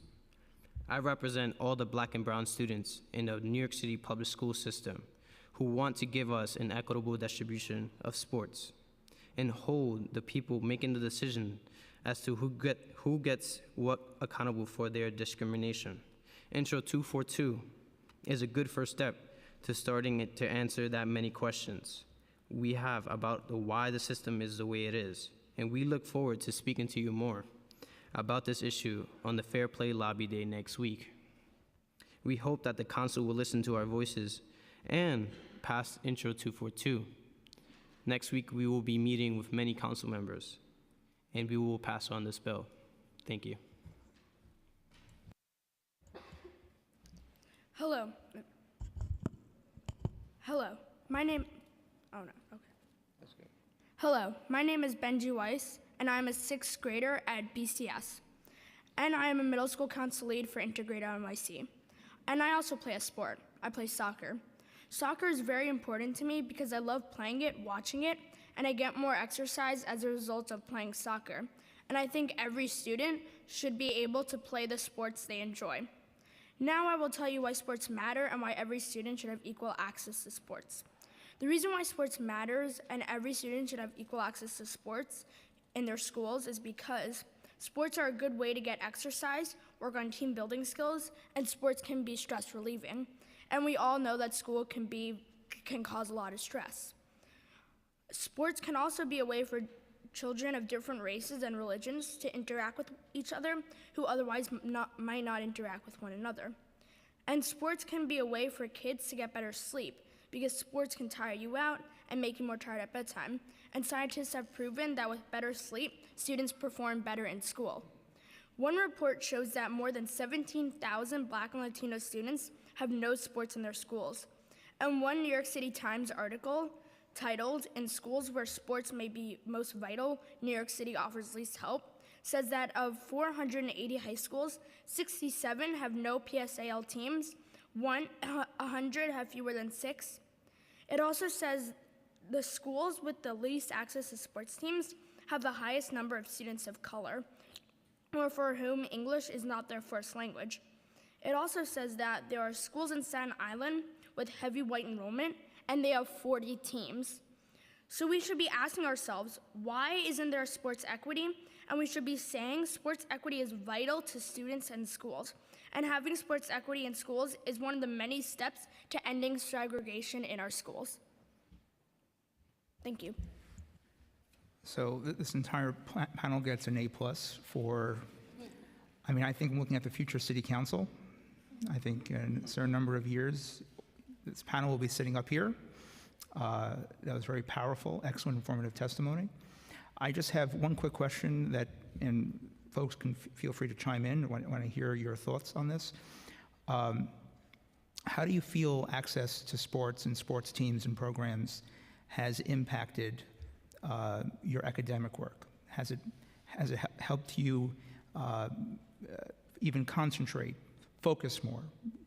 Just curious to hear your thoughts on that. Anyone could feel free to chime in. To answer that question, I did play triathlon for my school, soccer and basketball. And while I attended these sports, my attendance was a lot higher. These sports teams required me to have one day to study hall, 2 days of the week we had study hall, so we had to do our homework. And I think sports, in order to play sports in my school, you had to have a high attendance, you have to reach the bar, you have to have punctuality, you have to be there and you have to have good grades. And in order to play sports, you have to have good grades. And I think it allowed me to keep going my athletic career and also my academic career. Anyone else?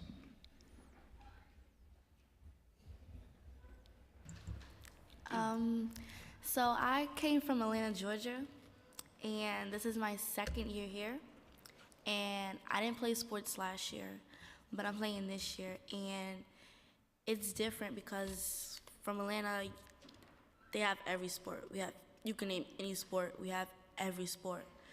So coming here knowing that there was only 4 sports was really surprising. So I'm playing sports this year, and my coaches do push me.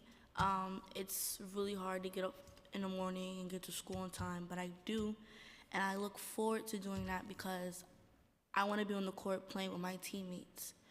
So, yeah. That's a great answer. And anyone else? Or? Can I ask you, Lisa? I want to ask you a question. I know you say you was getting back on 95 and heading back to Georgia if you can't get on the track team. I'm saying please don't do that. We need your advocacy here in the city of New York. And if they can't get it right before you graduate, I got a track team that you can participate with, okay? All right. I feel the same as these two. What I want to add on was sports has also made me able to interact with more people. If it wasn't for my friends asking me to join a team, I wouldn't know the people that I know now, and it really helped me out with stress. Sports has given me the time to not think about work or anything. It's just I just go to sport. I just go to practice every day, just play to ignore everything else that's bad or. Great answer, and Benji. So I feel sports can help you in high-pressured situations, like a test. But also, in my school, if you want to join the soccer team, practice is before school starts, so it requires you to get to school. And that could definitely help students with their attendance, so they could be playing the sport they love, and they could be doing well in school. I mean, those are great answers, and they actually validated many of my experiences. As I mentioned before, I was a former high school teacher before elected to the city council, and I found it interesting that those students that were, some of the students that were on the sports teams, whether it was soccer, football, baseball, were some of the same students that were very active in leadership roles in the student government. They were very active in our theater program. They were active in all of the volunteer days, assisting at a local hospital, assisting. I think there are so many more tangible benefits. Certainly what you do on the field or on the court, or any sport that you're playing, there are so many benefits, physical activity.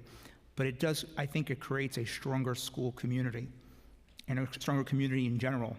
Because in addition, some of the best events were the football nights when the whole community would come out to watch the game and to support the students, homecoming.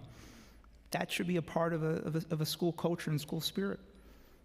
And I really thank you. I really thank you for your advocacy and for your courage to come up at City Hall. And because I know you're not just speaking for yourself, speaking for your fellow peers, your fellow students as well. So thank you very much. I'd like to turn over to my colleague, Councilmember Rosenthal, who has questions. Thank you. Chair, I think you nailed everything I was just about to say. I was going to ask each of you if you would consider leadership positions in other activities. Because I agree, I think, or being a leader in your sport, on the track team, or on a basketball team, baseball team, soccer, whatever it is. It shows real leadership to come here today. And I appreciate you guys very much. And Lisa, you know, we do have internships available in my office. So I just wanted to. I'm actually doing an internship right now, so. I mean, I could do two, so. Okay, it just, you know, maybe for next year. Thank you, guys.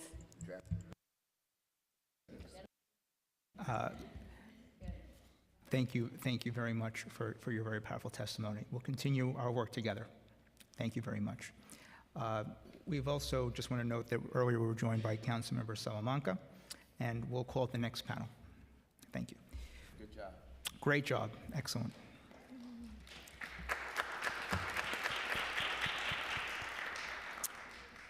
I'd like to next call up David Garcia Rosen, Melissa Jackin. Iakin, I'm sorry. Mark Dorman, Dr. Mark Nason, and Christine Apa.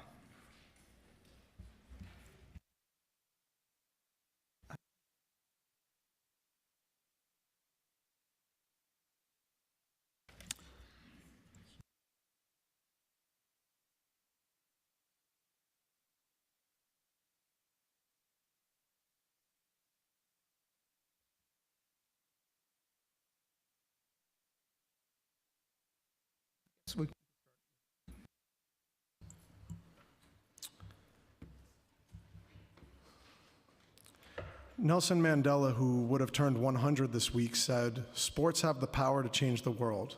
It has the power to inspire, the power to unite people in a way that little else does. It speaks to youth in a language they understand. Sports can create hope where there was once only despair. It is more powerful than governments in breaking down racial barriers. It laughs in the face of all types of discrimination." My name is David Garcia Rosen, and I'm the Director of School Culture and Athletics at the Bronx Academy of Letters. The Public Schools Athletic League has run a separate and unequal interscholastic sports program for my entire 20-year career in the DOE. It did not have to be this way. We did not have to let generations of Black and Latinx students pass through our schools without the power of sports. I have worked at 3 different segregated high schools over the past 15 years, and my students were denied access to the Public School Athletic League countless times at each of those schools. On the other hand, I've seen the power of sports with my own eyes. In 2011, I created the Small Schools Athletic League, and my school had a baseball team for the first time ever. 2 students, Argenis and Carlos, had pretty much dropped out of school. But when they heard about the team, they came to my office and said, "We want to be on the baseball team." And I said, "Well, good, you have to come to school every day and start passing your classes." And both of them graduated on what was one of the best days of my career because I saw sports truly turning dropouts into graduates. The question then is, why would the PSAL deny this transformational opportunity to hundreds of thousands of students over the past 20 years? Why would they give badminton and table tennis to schools that already had 40 teams while denying my kids their very first team? Why? Why? I just can't. I have a speech here, but it's like I can't fathom. I mean, some of these guys are sitting here. These are the decisions that they made. And I've watched these kids go through the schools without access to sports while at the same time watching these schools over and over with 30 teams get 35 teams, get 40 teams, get 45 teams, while schools with 0 year after year after year were denied 1 team. It is inexplicable why they would do this. And then why would they deny the problem? Continuing today, I mean, they're giving these data that is misleading. When you come up here and say hundreds of teams were added, it's not acknowledging the depth and the gravity of the problem. When you tell the New York Times in 2014 that 90% of students have access to the PSAL, meaning that if you have 1 team, you have access to the PSAL, that is the data that these guys sold to the community for years. And the New York Times called it a statistical delusion. We'll never know the answers to these questions because the PSAL over the years has been a completely opaque operation, accountable to no one. They give out teams and athletic funding without even considering equity or the impact it's having on Black and Latinx students throughout the city. In 2012, I gave them the research. I said, here it is. It's clear as day. And instead of saying, wow, this is a real problem, they got angry about it. And denied and denied and got angry and denied some more. Instead of fixing the problem, like, we are the adults in this room. Like, we're all in here now. The PSAL is here, the council's here, we're here as advocates, the students are here. This is not like the rocket science to fix. Let's just fix it. Let's stop hiding behind lawyers who are sitting in the front row telling people not to answer questions. Let's stop hiding and start fixing. We can do it. Let's just do it for the kids. It's time. It's time. Agreed. Well, it's well past time, but agreed. Thank you very much for your powerful testimony. Next, thank you. Thank you. My name is Melissa Yashan, and I am a lawyer, but I am here in the spirit of working together, collaboration, and transparency. I'm a senior staff attorney at New York Lawyers for the Public Interest. Thank you to Chair Traeger and the Education Committee for finally holding a hearing on the critical issue of after-school sports, the PSAL, and on Intro 242A and Reso 85. We are very grateful for Councilmember Reynoso and Councilmember King's tireless advocacy to make PSAL's decision-making on allocation of after-school sports teams and resources more transparent. And never before have we seen the need for transparency, I think, than today's hearing. NYLPE has been working with students, organizers, teachers, and coaches in our public schools for many years to raise awareness of the severe inequity in access to PSAL sports teams and to change DOE's policies in order to ensure more equal distribution of resources tied to after-school sports teams. The problems with the current system are multi-layered, but the result is that the large, more integrated schools have access to many more sports teams than most small schools where the student body is predominantly Black and Latino. Everyone has heard some of the statistics, but they bear repeating because we cannot allow the PSAL off the hook for perpetuating discrimination in the allocation of sports teams and resources. There are approximately 20,800 students who attend a school with no PSAL teams, and 83.5% of these students are Black and Latino. Schools composed of 10% or fewer Black and Latino students had a 91% PSAL team approval rate between 2012 and 2017, whereas schools with 90 to 100% Black and Latino students only had 55% of their team applications granted. Black and Latino students have less access than students of other races to every single PSAL sport, with the exception of 4 individual sports, and those exceptions happen to be the least expensive sports to fund. I know many members of the City Council are just as outraged by these statistics as NYLPE and our partners in the Fair Play Coalition and these incredible students are, including the co-sponsors of Intro 242A, which was drafted to bring more accountability and transparency to the PSAL's team granting process. We are here today to strongly encourage the Council to pass Intro 242A. We know transparency and reporting can make a difference because NYLPE worked hard to pass Local Law 102 so the public could know how many students weren't getting the state-mandated PE instruction in school. And with those troubling statistics public, DOE has made necessary funding available for PE, and we were able to see the amazing maps that you all put together with that information. We need the same thing for the PSAL. Currently, the PSAL has sole authority to decide whether to grant or deny teams to schools that make requests without making any sort of standard decision-making criteria or scoring system publicly available. This lack of transparency and the lack of any publicly available standard policy by which PSAL makes its team granting decisions on their own would be troubling. But this is even more concerning when you look at the discriminatory results of the shrouded decision-making. My testimony, which you all have a copy of, goes on to talk about how this lack of transparency extends to FOIL requests being unanswered and really specific FOIL requests from the past 3 years continuing to be kicked down the road without preventing any data. It is clear that we do need this council to act and to really put the pressure on the Department of Education. It's our hope that today's important discussion sheds light on how the current PSAL systems perpetuate discrimination and disproportionately allocate DOE resources to the detriment of Black and Latino students. We are looking forward to engaging with our council members further and directly on this issue next week when the students lead our Fair Play Lobby Day, and we are able to see the council pass this important bill into law soon. We know that this legislative body can help bring more accountability, justice, fairness, and equity into the PSAL. Thank you. Thank you very much. And this hearing certainly has given us greater impetus to act very soon. Thank you very much. Next, sir. Thank you. Testing. Good afternoon. My name is Mark Dorman. I'm a health education teacher and physical education teacher, former athletic director, volleyball coach in Manhattan Comprehensive Night Day High School near Union Square. First, I'd like to thank the council for allowing me to speak. However, I'm saddened by the fact that I even have to be here. I've been in education for 30 years, 20 of which were upstate as a teacher, coach, administrator, and a charter school development officer. The last 10 years here in the Department of Education.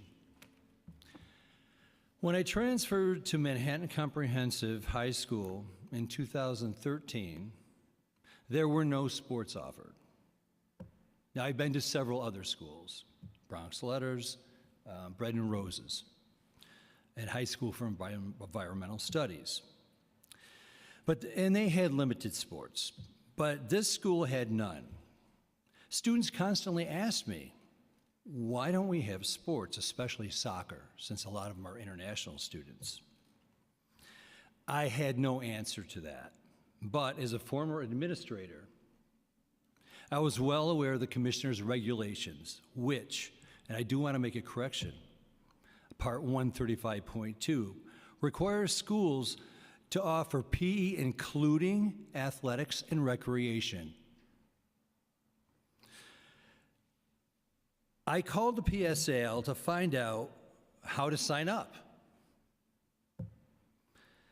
I was told that our school does not qualify. Now you have to understand, I'm from upstate. Every school district in this state on Long Island has these programs. It is unconscionable that they don't have them. at some level, every single one. So when I came here, I thought, and I was told not to say this, but I really thought that I had dropped myself in a time machine to Mobile, Alabama. And I mean that. I was told by this person, that do you really think that transfer school students deserve athletic programs? That's a quote. In 2014, David Rosen came to Manhattan Comprehensive to offer our school sports participation, an option to join the small schools athletic league. I was thrilled. It was a highly functional league, and we enjoyed participation until the money promised by Mayor de Blasio was not delivered, shutting down the league. And that's another story, because I contacted the chancellor and emphasized this must continue, at least my soccer program that involved 300 kids. You cannot stop that in the middle of a season. And fortunately, she said to the PSAL, continue it. And we did. However, I was told, you will never get soccer. So I went to the PSL and I had a conversation. And they said, well, it's just a transfer league. And soccer is a contact sport. I said, well, you know what? I'm not new to this rodeo. So is basketball, and you've had it in the transfer league for years. So our demographics in New York is changing. Get used to it. Soccer is huge. And so, and I went off the script a little bit, I apologize. After continued pressure, the students, athletic directors, and coaches, and the PSAL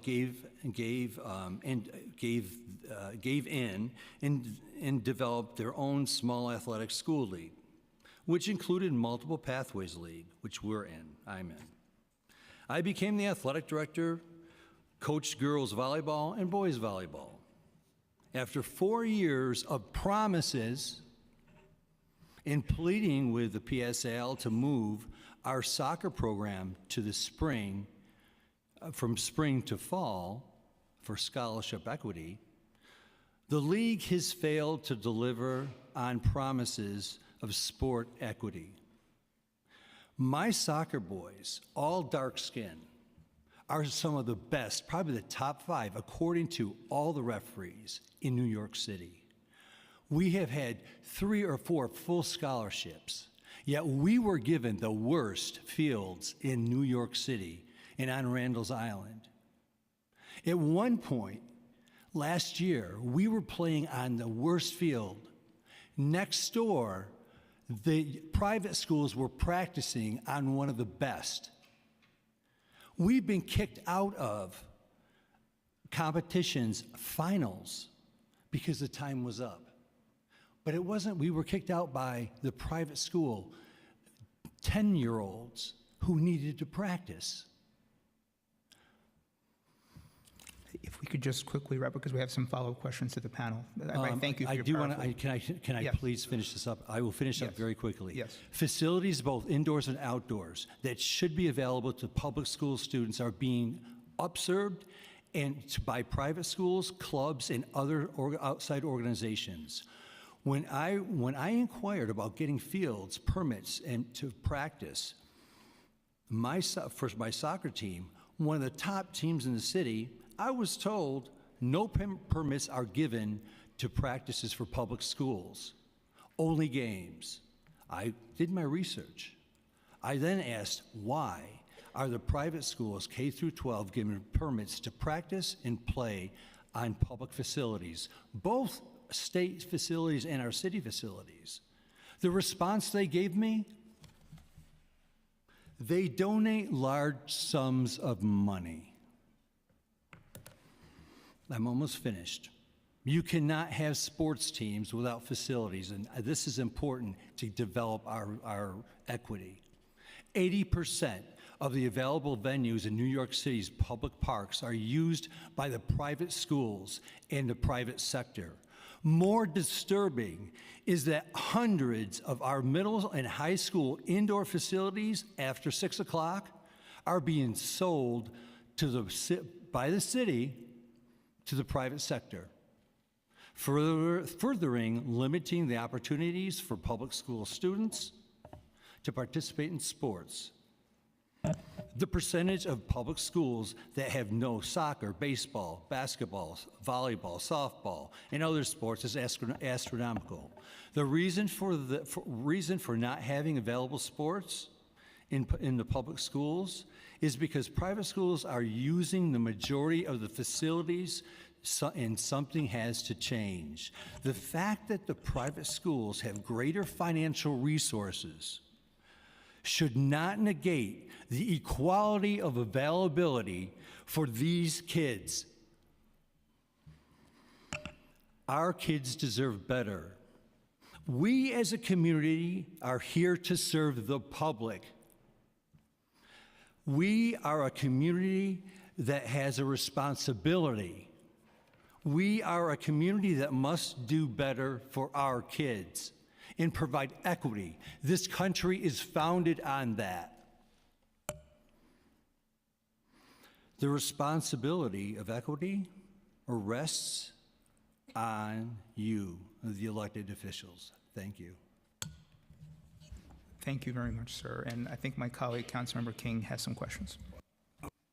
I'm just going to take 30 seconds, not just to say a question, but I want to thank David Rose. I want to thank you again for your energy in helping us spark this conversation over a year ago.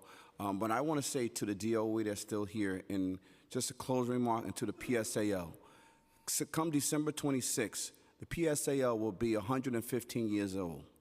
First game played at Madison Square Garden. What does that mean? That none of us was around when this was formulated. But we have a responsibility right now to knock out the kinks that shows the inequity that was happening in the world of sports. Not only in the world of sports, but in the world. Because we're telling our black and brown brothers and sisters that they're not worthy of what the Caucasians have experienced over the years, the greater opportunities, and through education, through sports. So we got to be better. It's your turn to shine right now. It's your turn to fix this. It's your turn to deliver, not to come up with excuses. Why? Because you didn't create this system, but you're managing it now. Are you prepared to step up to the challenge and be the champions that our young people need right now? That's my task to you right now. Throw the excuses out of the way. Let's fix it and make the PSL what it was intended to be for all young people who want to get a good education through sports. Thank you. Thank you, Mr. Chair. I certainly share a lot of the passion and the feelings from my colleagues. And again, I'm speaking not just as a council member or as a politician. I'm speaking as a former teacher who is still deeply, very much invested in the success of students. You know, once a teacher, always a teacher. And I speak from firsthand experience the impact that these programs had on my students' instruction. Mm-hmm. Some of them did not have mentor figures during the course of their lives, and their coaches and their assistant coaches and parent volunteers would check in with me about their attendance, about their scores. Are they ready for the regents? Are they ready for... I mean, it was incredible, the support system it created beyond the field. And so in my mind, I'm thinking about, yes, the actual sport itself, which is really important, and there's so many skills that come with it, but all the wraparound that comes with being a part of a community that is so... And the coaches were incredible. Their relationship, they reach... We hear the term in government, credible messenger. Sometimes a principal might not be able, or a teacher, to connect with a kid like a coach can. And I've seen that. And so many of these coaches go above and beyond, even if they're even paid or what they're being paid. So I certainly want to recognize that on the record.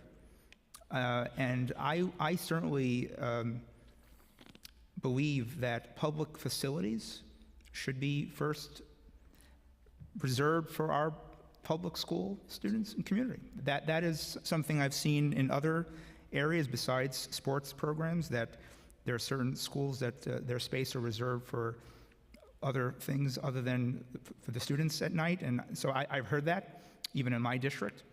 And that's something that I will certainly follow up on as well. So I really thank you for your powerful testimony. And there's no more other questions. This panel is dismissed. Thank you very much. Thank you.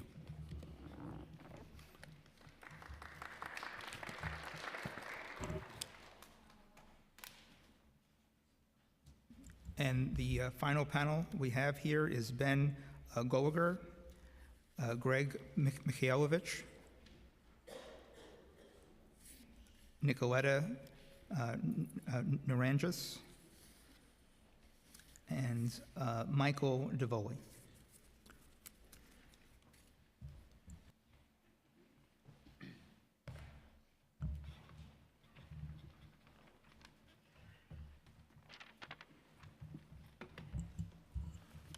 Okay. Thank you, Chair Traeger and the Education Committee. My name is Greg Mihailovich. I'm the New York City Community Advocacy Director for the American Heart Association and also a former PSAL athlete. American Heart Association is the nation's oldest and largest voluntary organization dedicated to fighting heart disease and stroke. 88% of which the diagnoses are preventable, which is why we prioritize policies that promote child health. And the American Heart Association applauds the significant efforts that the New York City Council and Mayor de Blasio has made over the past couple of years.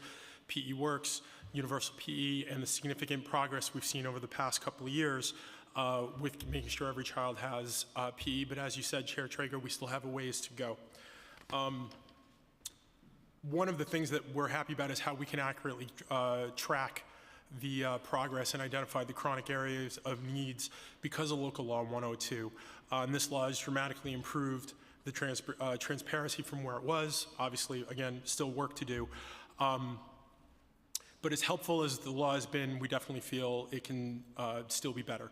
The Phys Ed for All Coalition, of which the American Heart Association is a member, we have a wish list of school level metrics that we would like to see as part of Local Law 102. I have it in detail in the written testimony. I'm not going to go into it, but it touches on the quantity, the curriculum, student assessment, equipment and facility, substitution waivers, some of which are addressed by the amendments that we're talking about today, and we're thankful for that and your ongoing commitment to child health. But you know, we all want the same thing here, and to use a sport analogy, let's swing for the fences. Like, we're talking about Local Law 102. Let's make it as best as we possibly can and get all this data that we want so that our kids are definitely getting the PE that we need. And I mean, preaching to the choir here, we all know that PE helps improve cognition, bone health, fitness, heart health. It reduces depression. I mean, this is something we all want for our kids. So, you know, we're here, we're talking about it. Let's make Local Law 102 the best we possibly can. Additionally, in the current state, I mean, you've seen it, the Local Law 102, the data comes out in these really dense spreadsheets, which is kind of intimidating for someone who doesn't do a lot of data analysis. The American Heart Association, we actually created infographics based on previous year's Local Law 102 data, and we use it as a tool talking to parents, and it really resonates with parents and advocates when they can actually see the difference. So one of the things that we advocate for is having this data be more accessible and be distributed to the schools in local languages so the parents and advocates, student advocates, they can actually see where they were, where they've been, and how much further they have to go. So we definitely would like to do that, and we've attached that. Additionally, we also applaud the effort of the council and DOE to make sure kids have equitable access to after-school activities. We recommend that children ages 6 to 17 should get at least 60 minutes per day of moderate to vigorous intensity physical activity. So the required PE minutes of 90 minutes to 120 minutes a week doesn't quite get there. So this helps bridge the gap of making sure they get the activity. And these same neighborhoods that are lacking the schools are also usually the ones that have the highest incidence of diabetes, type 2 diabetes, obesity. So it really does help a lot of these things. So thank you for your time.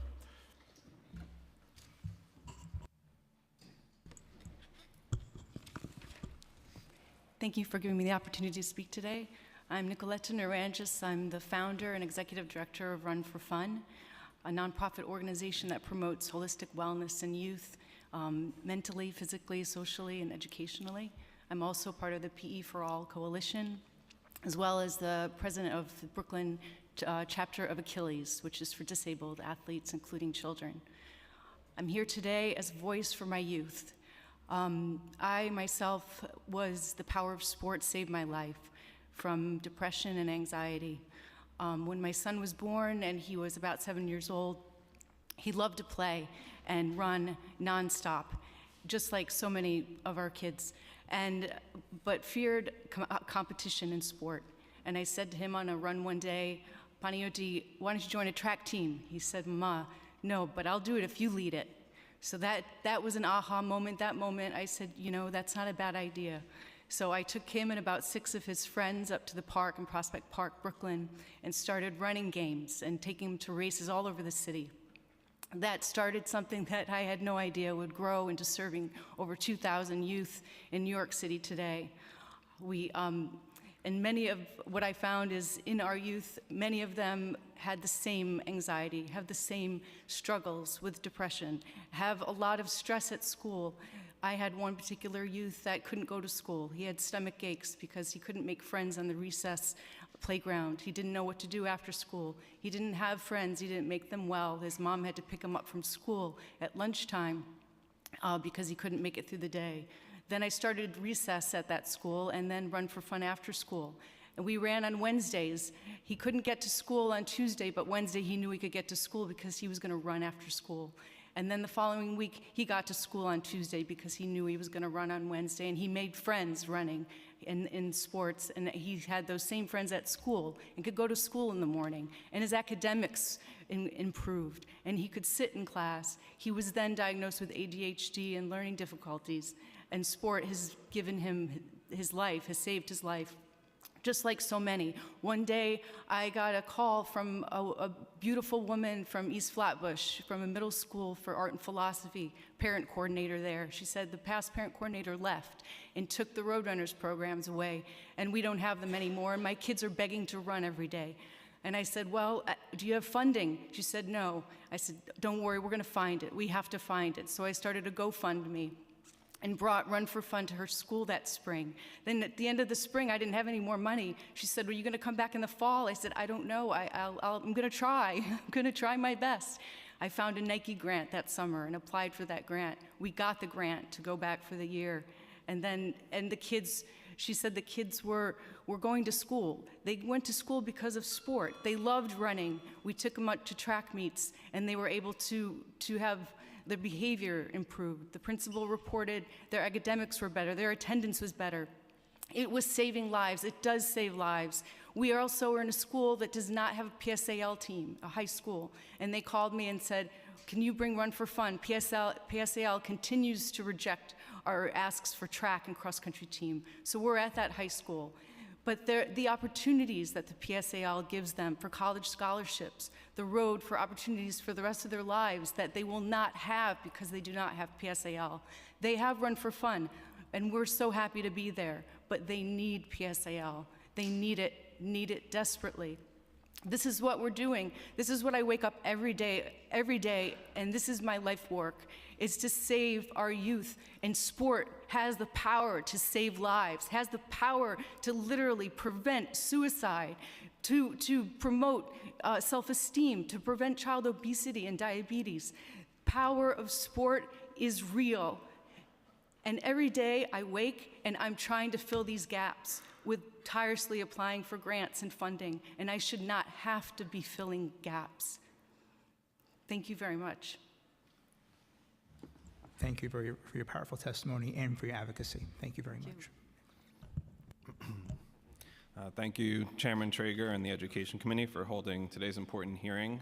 My name is Ben Golagor. I'm here today representing Asphalt Green. It's a sports and fitness nonprofit organization operating youth programs throughout New York City. This year, our organization is providing programs and trainings in partnership with 150 public and charter schools in some of New York's most underserved neighborhoods. In addition to keeping over 30,000 kids active at recess and teaching 3,500 kids to swim during the school day, we also run a community sports leagues program which gives 750 middle school youth in Harlem the chance to represent their school in interscholastic competition. Through this program, we have seen how after-school sports can strengthen school communities, prepare students for high school athletics, and help children develop confidence and social skills. Over the last several years, we have had the opportunity to work closely with the Department of Education's Office of School Wellness Programs. We've taken part in the office's District Advisory Council and have collaborated to train elementary school staff on how to run active and inclusive recess periods. While there's still a lot of work to be done, we commend the DOE's efforts around improving and increasing physical education and physical activity during the school day.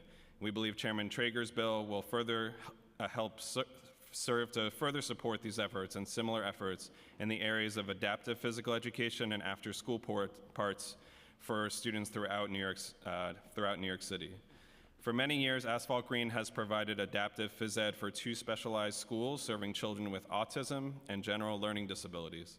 We believe the Department of Education has prioritized the importance of expanding and improving options for adaptive phys ed and is working toward creating more opportunities for CBOs and other service providers to collaborate on making an impact in this area.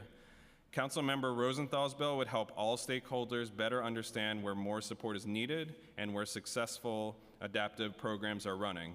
This will help raise the bar for adaptive phys ed and ensure every child develops the physical literacy needed to be healthy and active.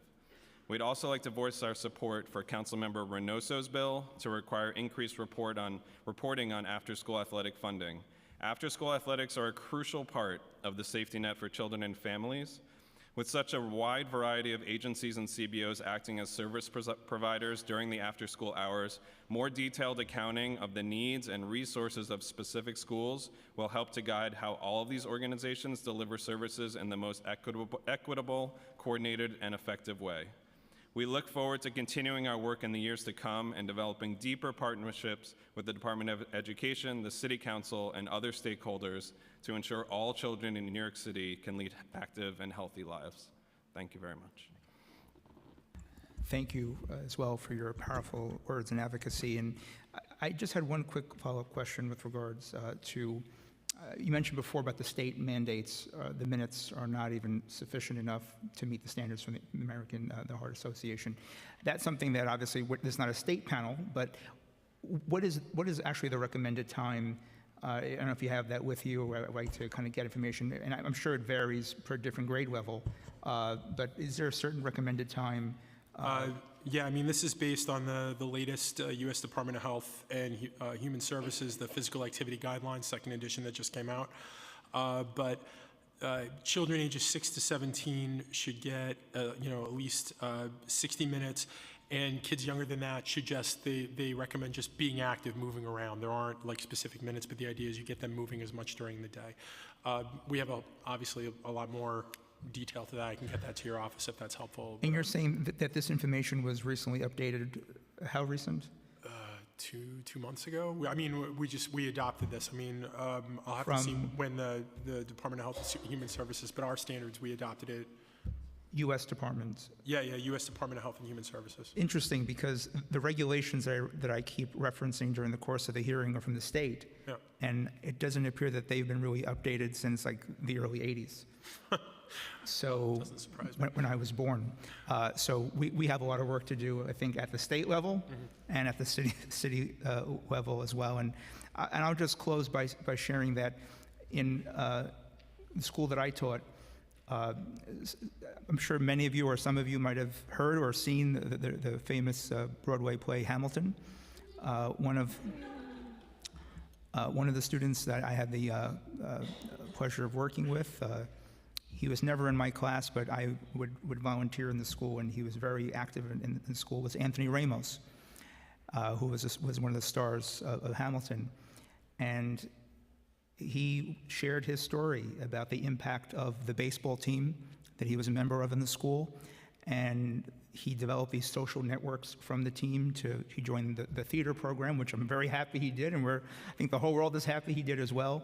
But it was the bonds and the networks and the relationships he built from the sports team and from the after-school programs that really catapulted him. And of course, the amazing teachers along the way that he met. Always shout out our educators.